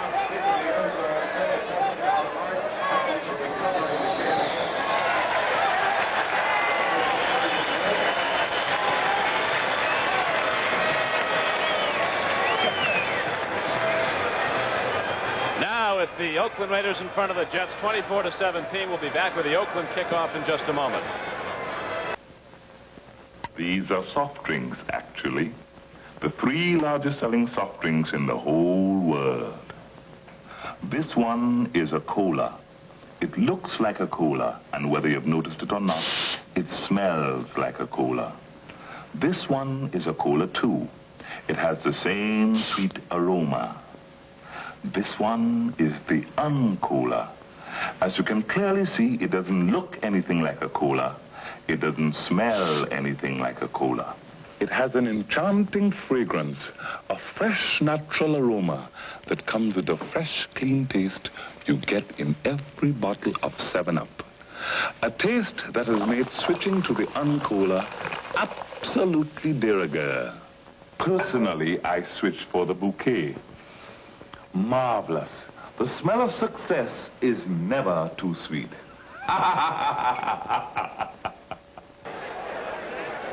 With 5 minutes and 30 seconds left to play in the 3rd quarter, the Raiders have come back to go in the lead. They now are up 24-17 as a block punt is recovered for a touchdown in the Jets' end zone. Mike Eichscheid. Again, a low kick by Eichscheid. Vernon Stoddard comes across the 20, gets out to the 23, and goes down.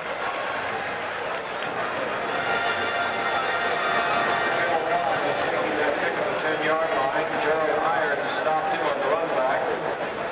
13-yard return. And there the Jets go on offense now. 1st and 10. 1st and 10 for the Jets. Jets were down 10-0 in the 2nd quarter, came back to tie it 10-all by the half. That's how it stood at halftime. Went ahead 17-10 here in the 3rd quarter. Now falling behind 24-17 in the 3rd quarter.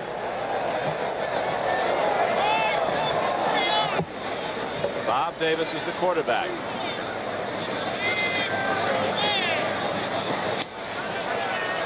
Fake to McLean. Davis gets some time. Now he's got to move. Here's Davidson after him.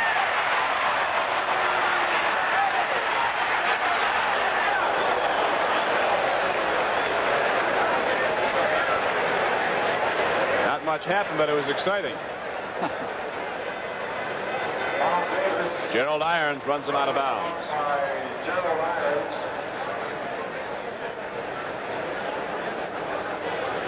Loss of 6 yards on the Ended up losing 6. It'll be 2nd and 16. blocked kick. Warren Cagle blocked the punt.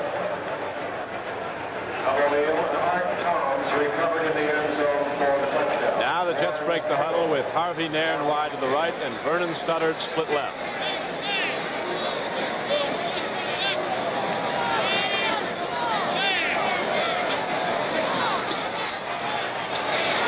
John Riggins on a draw. 2nd and 16. Gets very little.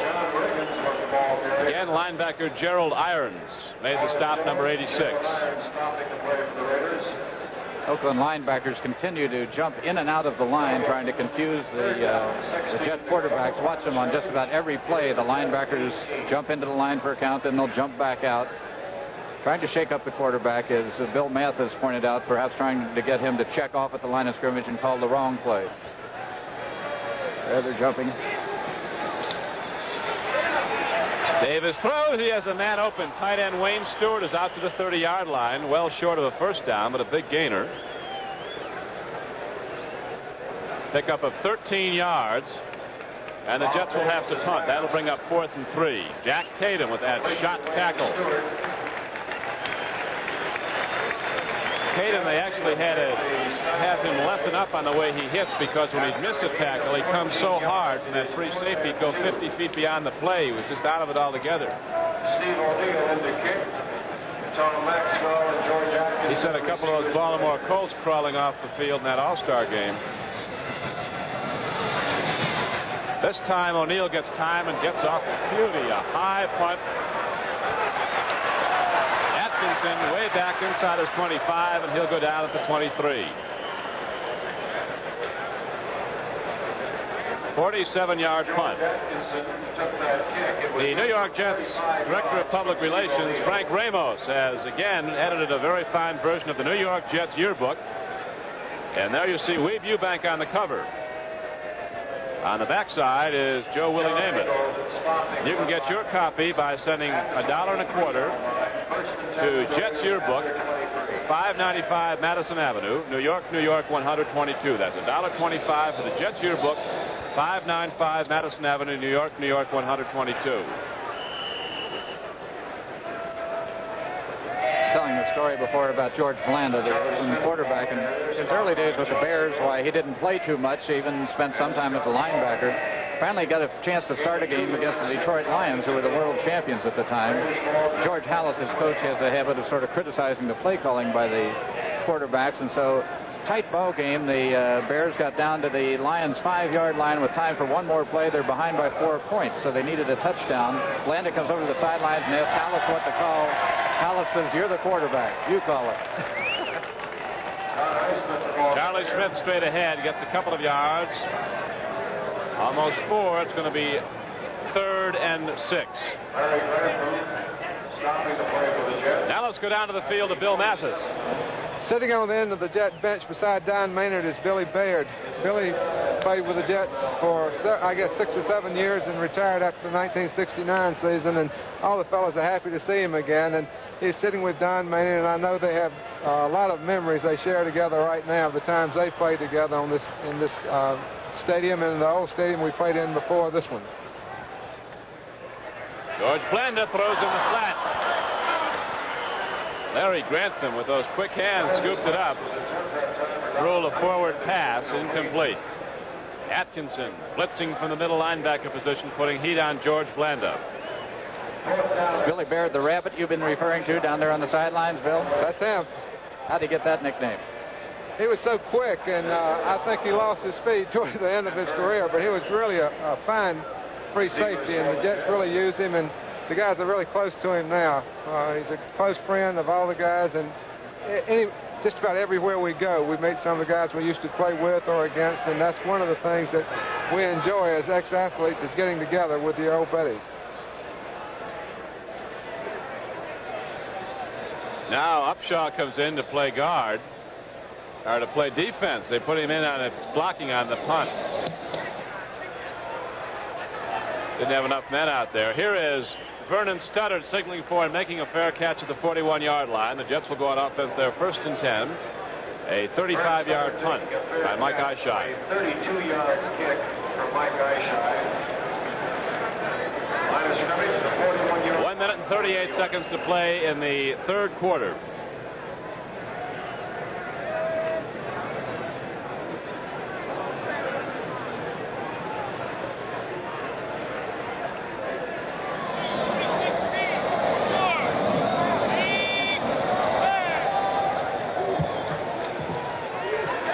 McLean busting loose. Look at this man go. Clifford McLean, 218 pounds, taking off like a sprinter and comes all the way downfield and inside the Oakland 30. Bill West, number 29, finally brought him down, a 30-yard run. Here's McLean again, and the fellow he bumps here, number 31, is Jack Tatum, the rookie from Ohio State. There's a head-on collision. Bill West made the tackle for the Raiders. 1st and 10 for the Jets. That was some run. Tatum had the clean head-on shot.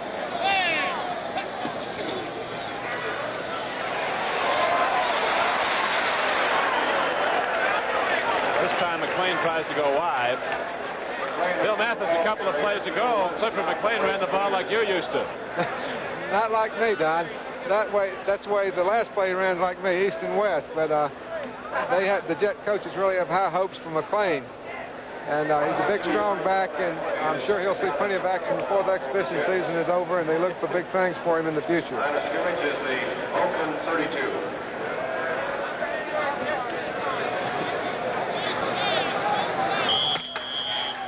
Now the gun sounds, and that is the end of the 3rd quarter with the score. The Oakland Raiders 24, the New York Jets 17. If you let them, the thieves will rob you blind. The thieves, gunk, dirt, grime inside your engine. They steal power and rob mileage. Fight them with BP Super Gasoline. BP, it has engine cleaners. 6 times more engine cleaners than it had before. BP Super Gasoline. Can it drive the thieves away as you drive your car? You bet your BP it can. Ever come home feeling plain lousy? Now, you could drop these in water and wait. Or you could take a bromo seltzer.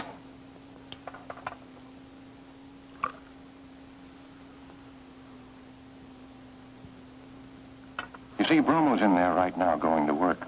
Well, these tablets are still fizzing. And when you hurt, even a little bit, time counts, so why wait? Take a bromo when you don't have the time to feel bad.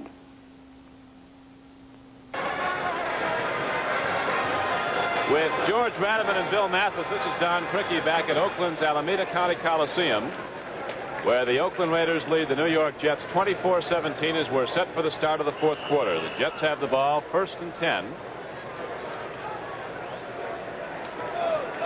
It'll be 2nd and 10 at the 31-yard line of Oakland. The Jets at the Raiders 32.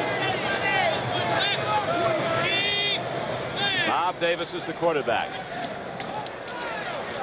Blitzing linebackers are picked up. Here's a pass in the flat. Right there, but dropped. Vernon Studdard. Davis's pass intended for... Penalty marker is downfield, though. Penalty flag was thrown. The Raiders may have jumped early on the play.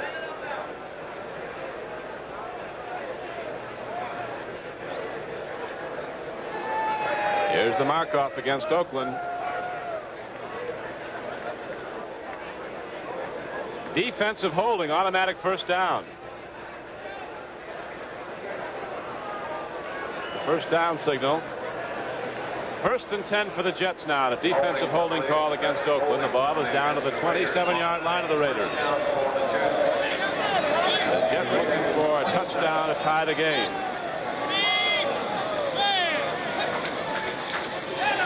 Linebackers coming hard. Bob Davis lets it go, and his man in the end zone, Vern Studdard, can't get to it. Covered by Jimmy Warren. Davis's pass intended for Vern Studdard. That'll bring up 2nd and 10 for the Jets. Jimmy Warren, 27-yard line of Oakland.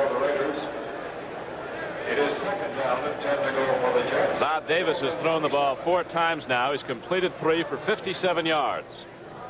Ken Stabler warming up on the far sideline, so when the Raiders get the ball, I guess he'll go back in as their quarterback in the 4th quarter. He played the entire first half, and then George Blanda took over for the 3rd quarter.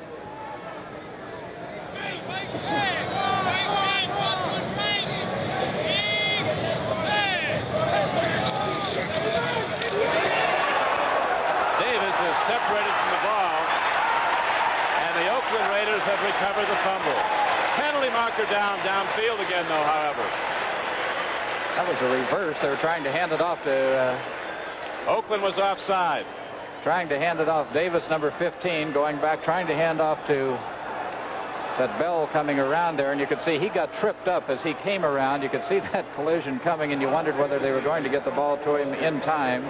They didn't, and the fumble resulted, but it may be another break. That was Villapiano, George, excuse me, that made that hit on Davis, that linebacker we were talking about, the rookie from Bowling Green, 41. He was coming in like a sprinter, but there's an offside call against Oakland, so the ball's advanced for the Jets, now down to the 22-yard line of the Raiders. That brings up 2nd and 5 for the Jets. So New York maintains possession. 5th penalty against the Raiders. They've been assessed 40 yards from penalty yardage.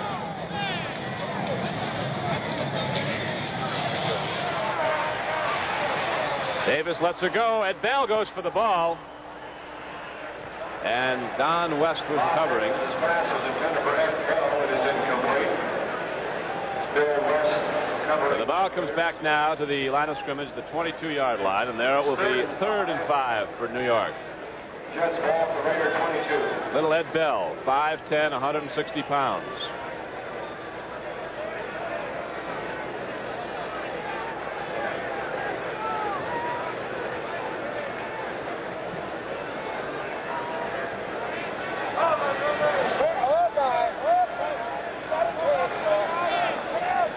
Harvey Nairn is wide to the right. Stoddard is split left. Jets with 2 rookie wide receivers. Davis looks over the middle. He throws and completes it to his tight end, Wayne Stewart. Fine reception by Wayne Stewart. Wayne Stewart. As linebacker Greg Slough, 58, made the tackle. That's what you call catching a ball in the crowd. In fact, the ball wasn't even thrown into the crowd. He was in the crowd, and he had to reach out of the crowd to catch it. Timeout for measurement. He's very close to a 1st down. That was a 3rd down play, 3rd and 5. As the yard markers come out. Section 127. Doctor number 22. Call your service. 1st down for the Jets at the 16-yard line of Oakland.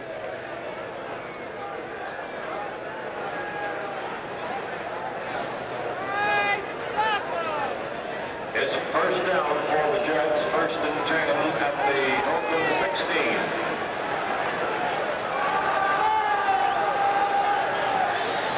16. 14-10 to play in the game. 1st and 10 for the Jets. They trail by 7 points, 24-17. McClain is bottled up and thrown back by the right side of the Oakland defense. Villapiano leading the way, 41, along with Ben Davidson, 83. Morris Jones also on the play.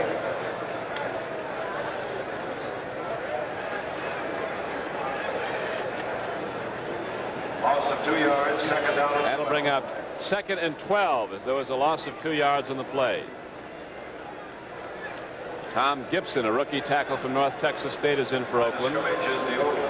Along with Horace Jones, a rookie from Louisville.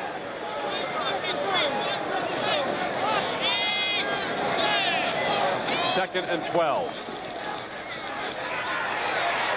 Davis throwing. Vern Studdard peeling back.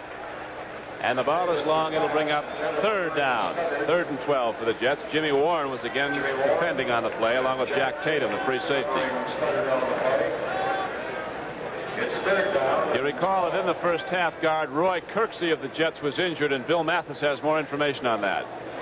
John, I just received word from Dr. Nicholas after looking at the x-rays that Roy Kirksey has torn ligaments in his ankle and there is no break.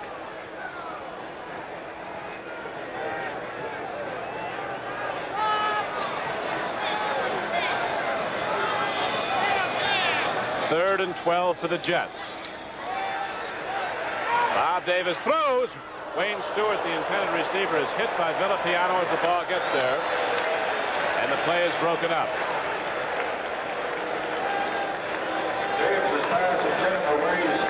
Villapiano is 6'1", 225 pounds. Stewart's going to know he's been in a ball game here. He's really hit a couple of hard cracks. Watch him get hit on this one. Sandwiched in between two Raiders here. That's when it really hurts. You're going full speed one way and somebody comes across and gets that shoulder right in your midsection, right in your gut, going the other way. Makes you wonder if you shouldn't take up basketball or some other sport. That was one of his games too at 6'7". Played at Cal at Berkeley, right nearby. The field goal by Houfield is good, and the Jets now trail by 4 points, 24-20. We'll be back with the New York kickoff in just a moment.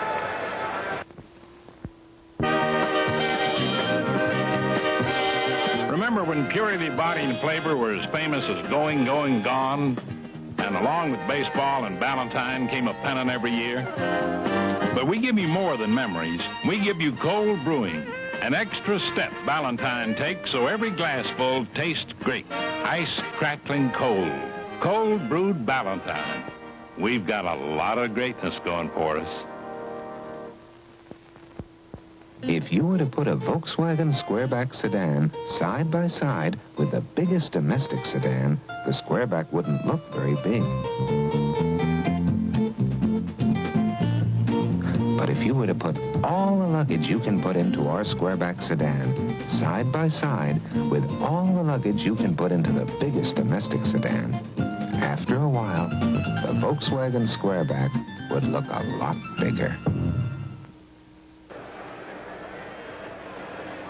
We have 13:09 left to play in the game here at Oakland. We're coming to you live as Bob Houfield, who has just hit his second field goal. And the Jets now trail 24-20.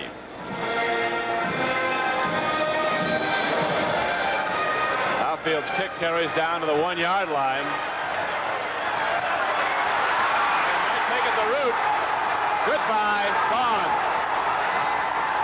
Clarence Davis of Southern California. 100 yards for a touchdown.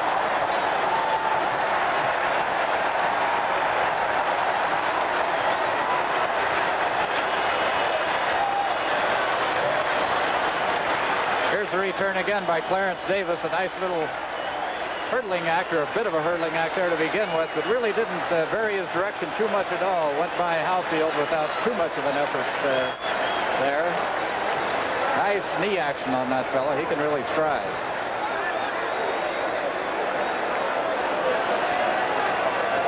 He's well built, isn't he? 5'10", 190 pounds, stocky type runner.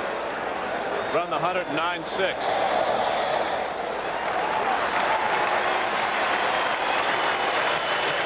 So now Oakland on a game breaker goes out in front by 11 points, 31-20. Bob Houfield, who ticked off 5 times against the Lions without one return, all were touchbacks, hasn't had such good fortune tonight. Hasn't gotten them as deep. They've been high. And that is a 99-yard return by Clarence Davis for a touchdown.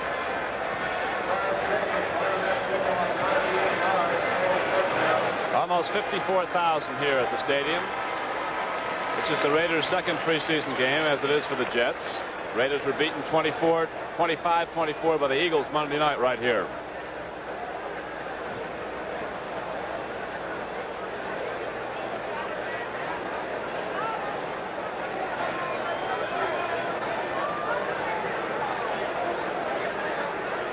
Clarence Davis running like you used to, George. That's right. He perfects that, he could be a quarterback.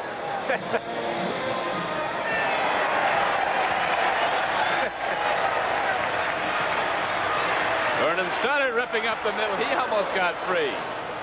Here's a penalty marker down. We'll have a clip.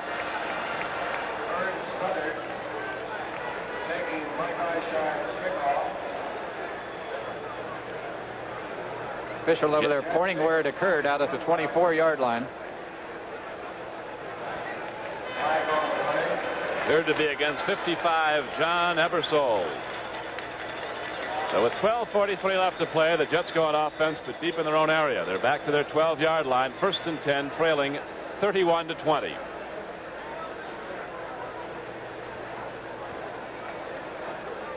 But I think, as you were pointing out earlier, Bill, it's a game that Weeb Eubank wanted to look at as many young people for as long as he could, because next week he'll be going with frontline troops most of the way.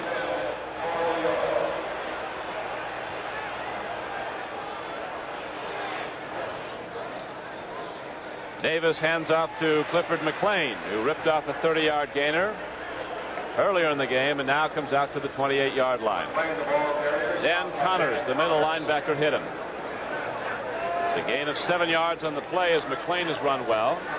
The 2nd at 3. We have 2 Davises playing, too. 2 Davises, 2 Ottos, 2 Atkinson. Gain of 6 yards is 2nd down and 4 to go for the Jets at the New York 18. Richard Castor is back in as a wide receiver. He is set to the left side. Harvey Nairn is wide right.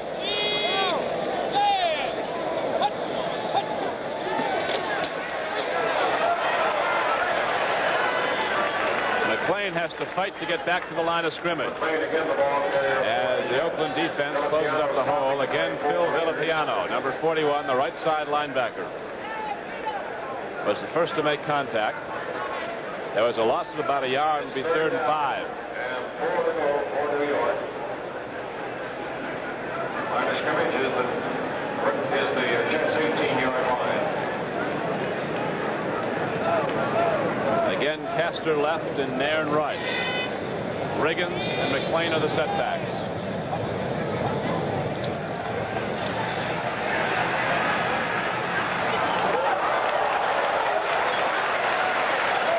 Richard Castor is separated from the ball by Jim Warren, number 20. And the Jet punting unit comes out onto the playing field. George?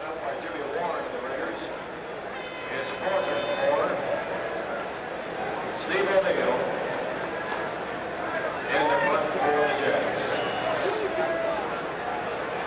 George Atkinson, Tom Hansel receiver. Atkinson is back at his 37-yard line now for Oakland as Steve O'Neill hits the ball long. Beautiful punt, carries downfield, taken at the 33-yard line. Here comes Atkinson. It's away from a couple of men, then is dropped. And Oakland goes back on offense with 11:03 left to play in the game. 50-yard punt. Now at the score, the Raiders 31 and the Jets 20. Let's pause for a moment. 7-Up the Uncola is the perfect accompaniment to exotic dishes, hamburgers and hot dogs. But it is our good fortune that it also complements our favorite snack foods. The Uncola with yogurt, with ginseng root, with unbleached rice. Let us chant to the great with snacks. Go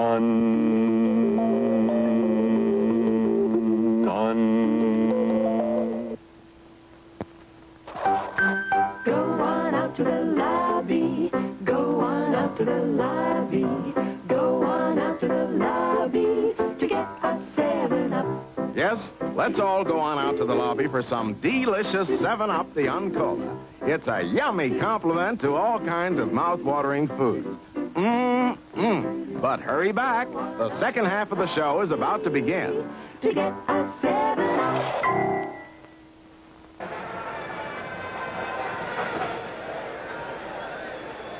This is Don Criqui with George Rademan and Bill Mathis back in Oakland, California, live. 11:03 to play in the game. Raiders lead at 31-20. Stabler in the quarterback. Hands off to Don Highsmith, who comes out across the 40 and out to the 42-yard line. He gained 4 yards. It'll be 2nd and 6.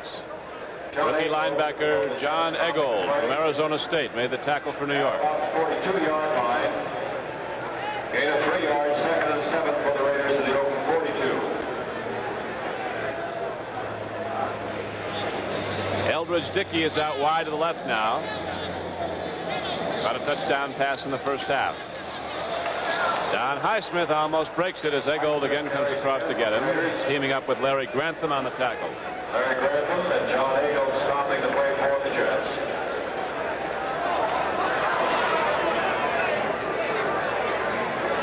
Ball is out now to the 48-yard line of Oakland. The Raiders taking an 11-point lead. The game was a 24-20 ball game till Clarence Davis ripped off a 99-yard kickoff return for a touchdown.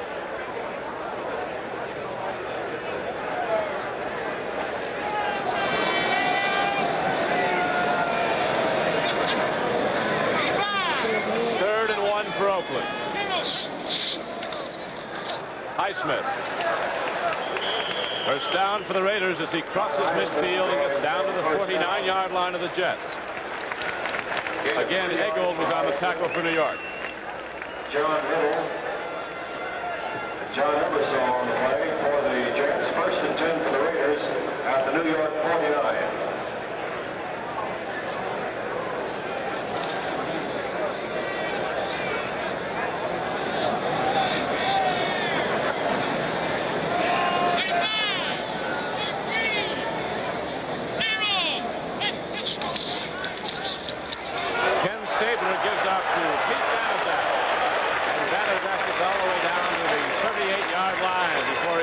Safety Chris Barasopoulos, a gain of 10 yards. And a first down for Oakland. Banaszak, number 40, grew up in a football town, Green Bay, Wisconsin. Played at Miami of Florida. 38.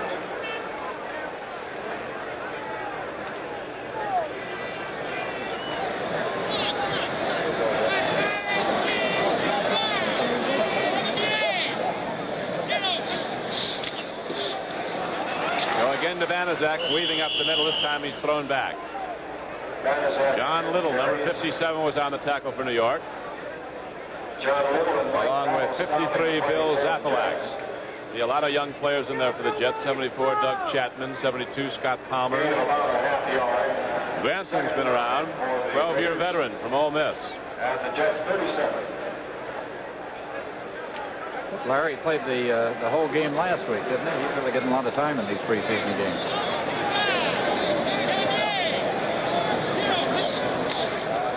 On 2nd and 9, Stabler way back throws a screen pass to Don Highsmith. Penalty marker goes down as Highsmith is knocked down at the 25-yard line of New York. John Ebersol, 55, on the tackle for the Jets, but a penalty marker stops the clock with 7:40 left to play in the game, and the Raiders leading the Jets 31-20.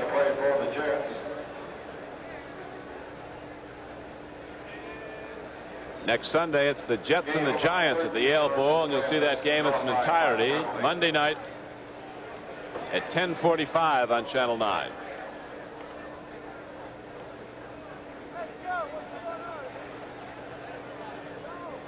Now veteran defensive end Jerry Philbin is coming back in for the Jets. He replaces rookie Bill Zapalak.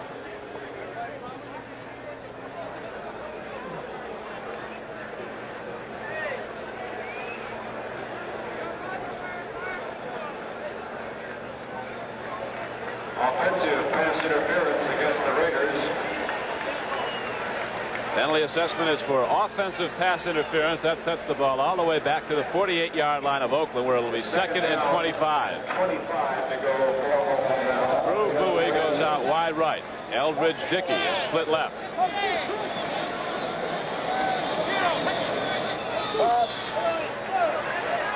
Stabler going long for Eldridge Dickey.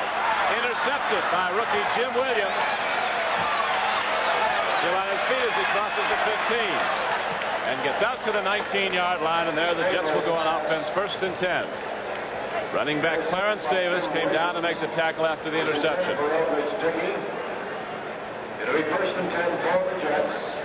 Another look at the interception by Jim Williams, number 23. Caught the ball right there about on the 14, and then ran back quite a ways, almost all the way back to the goal line before he could get turned around.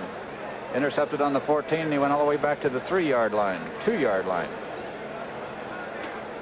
Finally turned upfield, made a pretty nice run here. Got spun around once, didn't lose his balance. Tried to cut back and finally stopped out at the 18-yard line. Bob Davis back to throw on 1st and 10 for the Jets, and again the Raider defense is through to get him. Bob Davis. Horace Jones, number 82, the rookie from Louisville, was through. So now with 7 minutes left to play in the game and a loss on the play of about 9 yards, it'll be 2nd and 19. Now 18 to go. Line of scrimmage is Ball is back to the 12-yard line of the Jets. Rookie Dan Dykes is in at offensive center. Davis looks in the flat, throws the ball out to Vernon Studdard. The play is broken up by Warren, number 20. Davis of the Jets has thrown 9 times, has completed 4 for 63 yards and 1 touchdown. line of scrimmage, the Jets 12.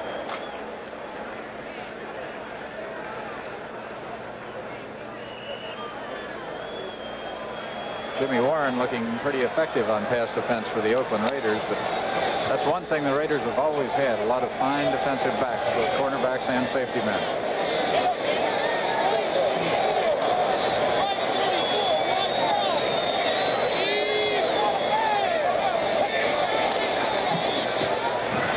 John Riggins carrying on 3rd and 18, gets out across the 15-yard line. Horace Jones, 82, brought him down along with 67, Harold Rice. Gave about 3 yards, making it 4th down. Now the Jet punter Steve O'Neill is back on the field as 4th down is coming up, 4th and 13. Atkinson and Maxwell drop back for Oakland as twin safeties.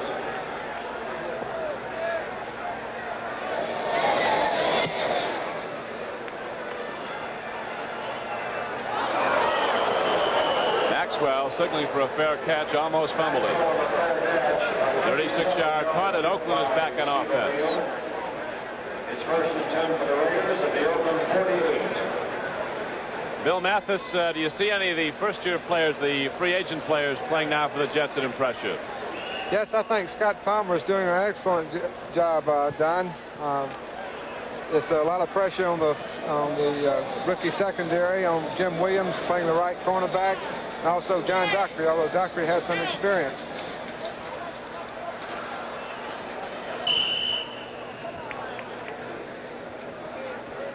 Rookie running back Glenn Ellison, number 27 from Arkansas, carried the ball for Oakland. He got across midfield down to the 48-yard line of New York. 4-yard gain, it'll be 2nd and 6. Larry Grantham on the tackle for the Jets. Gain of 4 yards, 2nd down and 6 at the Jets 48. 45, 19, 0. Stabler again goes to Ellison, giving him a look. Loses his footing, trying to turn upfield. Loss of a yard, and it'll be 3rd down and 7. Clock shows 4:50 left to play in the game. Oakland leads the Jets 31-20. We're coming to you live from Oakland, California. The game was tied 10-all at the half. Both teams looking at a lot of young players.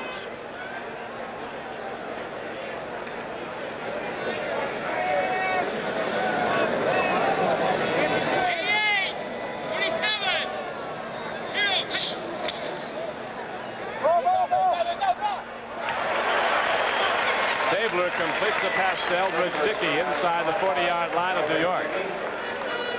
Jim Williams knocked him out of bounds, but there's a 1st down gain on the play. Pickup of 14 yards. 38-yard line. Bill Mathis, we can hear Ken Stabler calling those numbers up the line of scrimmage. Any way of explaining how most teams check off at the line of scrimmage? I can tell you, George, that the Jets use the color system to check off, but I'll explain after this play.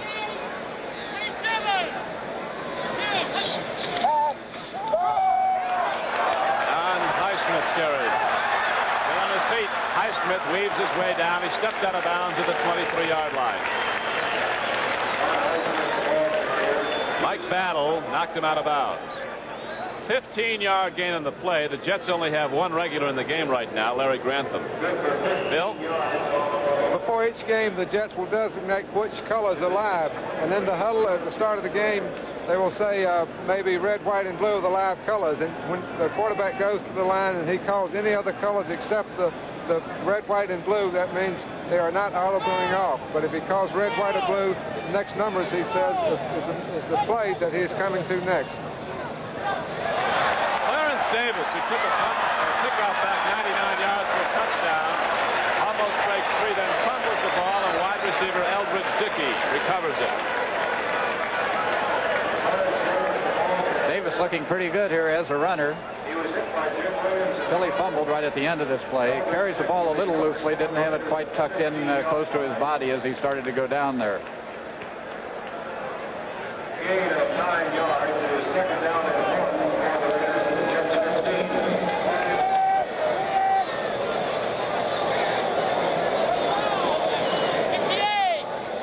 15. Second and 1 now for Oakland as Stabler looks into the end zone. Man is free, and Eldridge Dickey, the ball is too long.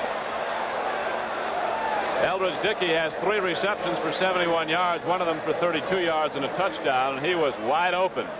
Freer than that you cannot get. Stabler is now 7 for 17. The clock shows 3.5 minutes left to play in the game.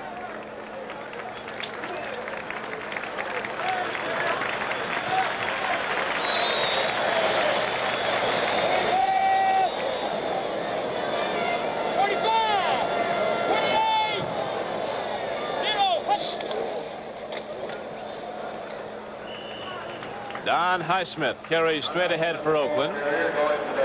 Here's to have what he needed for the first down. And so now the Raiders have 1st and 10 at the 12-yard line of New York. Middle linebacker John Ebersole, 55, made the tackle. John Ebersole making the stop on the play. Gain of 3 yards for Highsmith for the 1st and 10 at the Jets 12.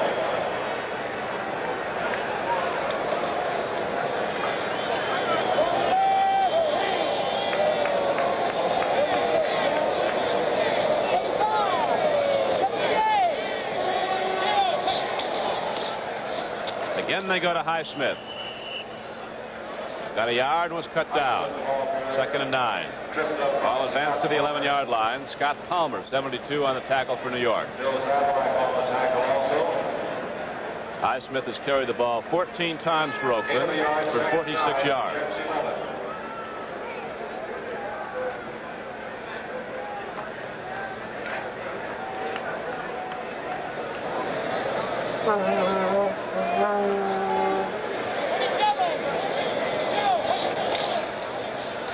Stabler again throws to the end zone.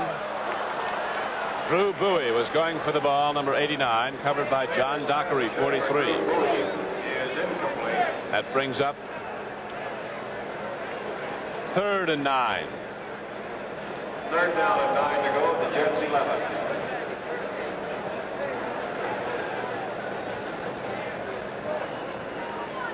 There you see how it stands, 31-20. Oakland leading the Jets with 2:09 to play in the game. It was tied 10-all at the half. Jets led in the 3rd quarter, 17-10. Then Oakland came back.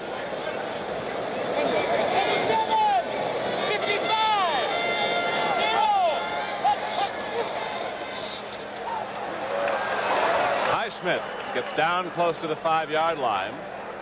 Pickup of almost 5 yards. Grantham and Ebersole on the tackle. And now both guys just get a 2-minute warning. Stopping the play. Now with the score, the Oakland Raiders 31 and the New York Jets 20. Let's pause for a moment. Motor Trend magazine tested the Toyota Corolla with the new 102 horsepower engine and came up with this: 0 to 60 in 12.6 seconds. For an economy car, that's pretty fast. However, Hot Rod magazine came up with the fastest time of all, 10.4 seconds. Is how fast you can go from 0 to 60 really important? Ask yourself next time you head onto the expressway. See your nearby Toyota dealer and get your hands on a Toyota. you'll never let go. Ever come home feeling plain lousy? Now, you could drop these in water and wait. Or you could take a bromo seltzer.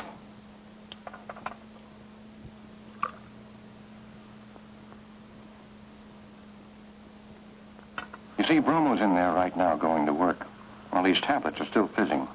And when you hurt, even a little bit, time counts, so why wait? Take a bromo when you don't have the time to feel bad. We have 2 minutes to play in the game now, back at Oakland Coliseum.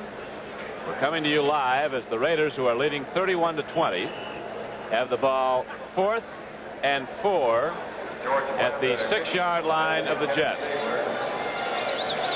4 yards to go for a first down, 6 yards to go for a touchdown, but they're going to go for the field goal as Blanda puts it up and good, and Oakland takes command 34-20.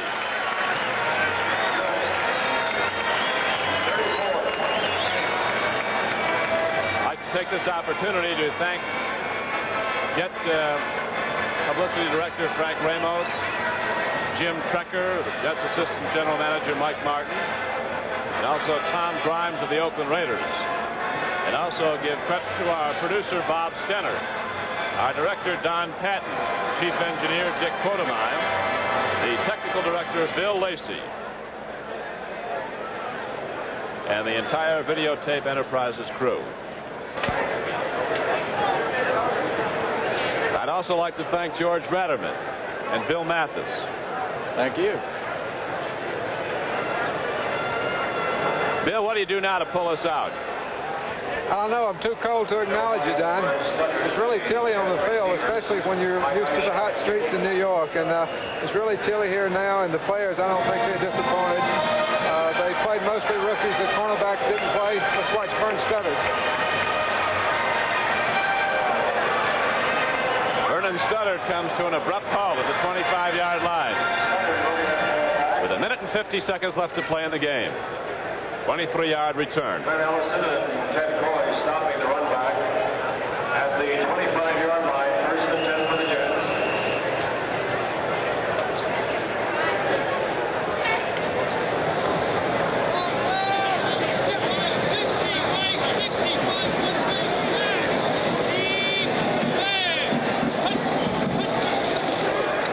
Bob Davis gives off to Clifford McLean.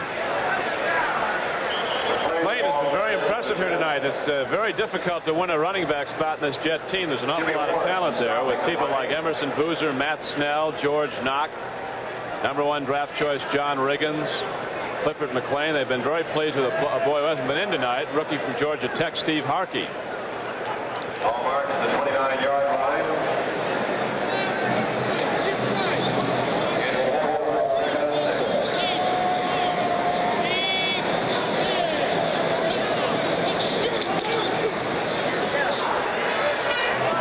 Davis going long for Harvey Nairn. He was free of the secondary with his great speed, but couldn't quite get to the ball.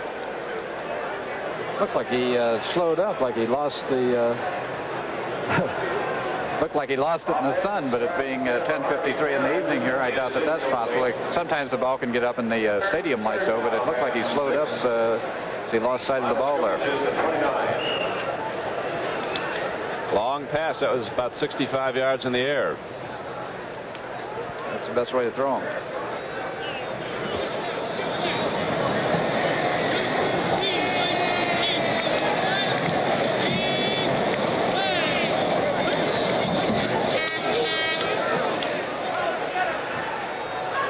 Davis completes the pass to John Riggins. And he is whistled dead at about the 38-yard line. 45 seconds left to play in the game now. Phil Villapiano is on the tackle. Official stop the play at the 33-yard line. 4th down and 2. That brings up 4th down now for the Jets. They're 2 yards short of the first down, so the punting team is out.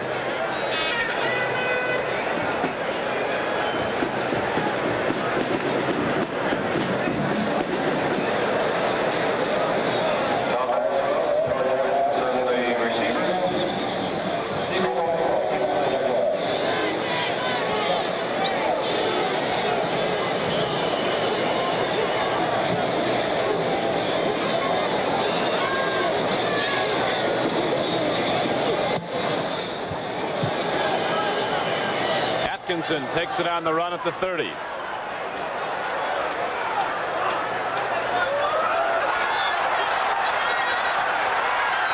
Atkinson still on his feet. All the way for a touchdown. Spectacular return by George Atkinson.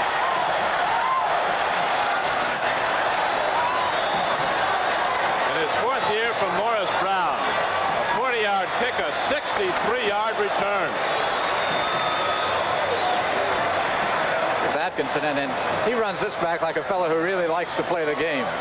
Last play of the game, he ran the clock out while he was doing all this, but 4-year runner, and he could have run up there and been tackled when they had him cornered, but a little bit more to him than that. Looked like he really wanted to go all the way with this one.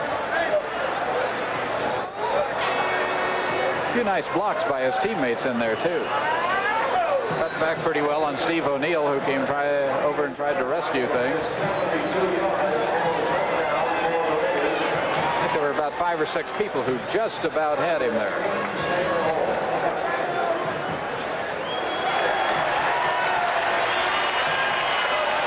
So the extra point after the gun is sounded is good. And the Oakland Raiders win it 41-20. 2 spectacular returns in the second half. Keying the victory. It's Clarence Davis. Returned a kickoff 99 yards for a touchdown. George Atkinson returns a punt 63 yards for a touchdown. Bill Mathis, we had some excitement. Yes, we sure did, John. John, only thing, it'll be a long ride home back for the rookies. They played most of the game, and I think they gained game experience, but the team really lacked in the special teams. I know that Coach Eubank will work on the punting team a lot this week, and also on the kickoff and punt return teams. And I think these 3 things were the difference in the 3 touchdowns that the Jets lost by. And it's something they'll have to work on, and each week I'm sure they'll get stronger. But like we said all during the game, the regulars didn't play. They wanted to look at the rookies, and they sure had a chance to tonight. Bill, as you mentioned, the Raiders ran back a punt, ran back a kickoff for 2 touchdowns against the Jets. And these were 2 areas that the Jets were trying to improve this year, was it not? They felt they were weak in those departments last year and really trying to improve not only their kicking game, but their defense against run backs such as those. Yes, that is what Coach Eubank came into the exhibition season wanting to do, and put a lot of emphasis on the kickoff return, and which we thought we had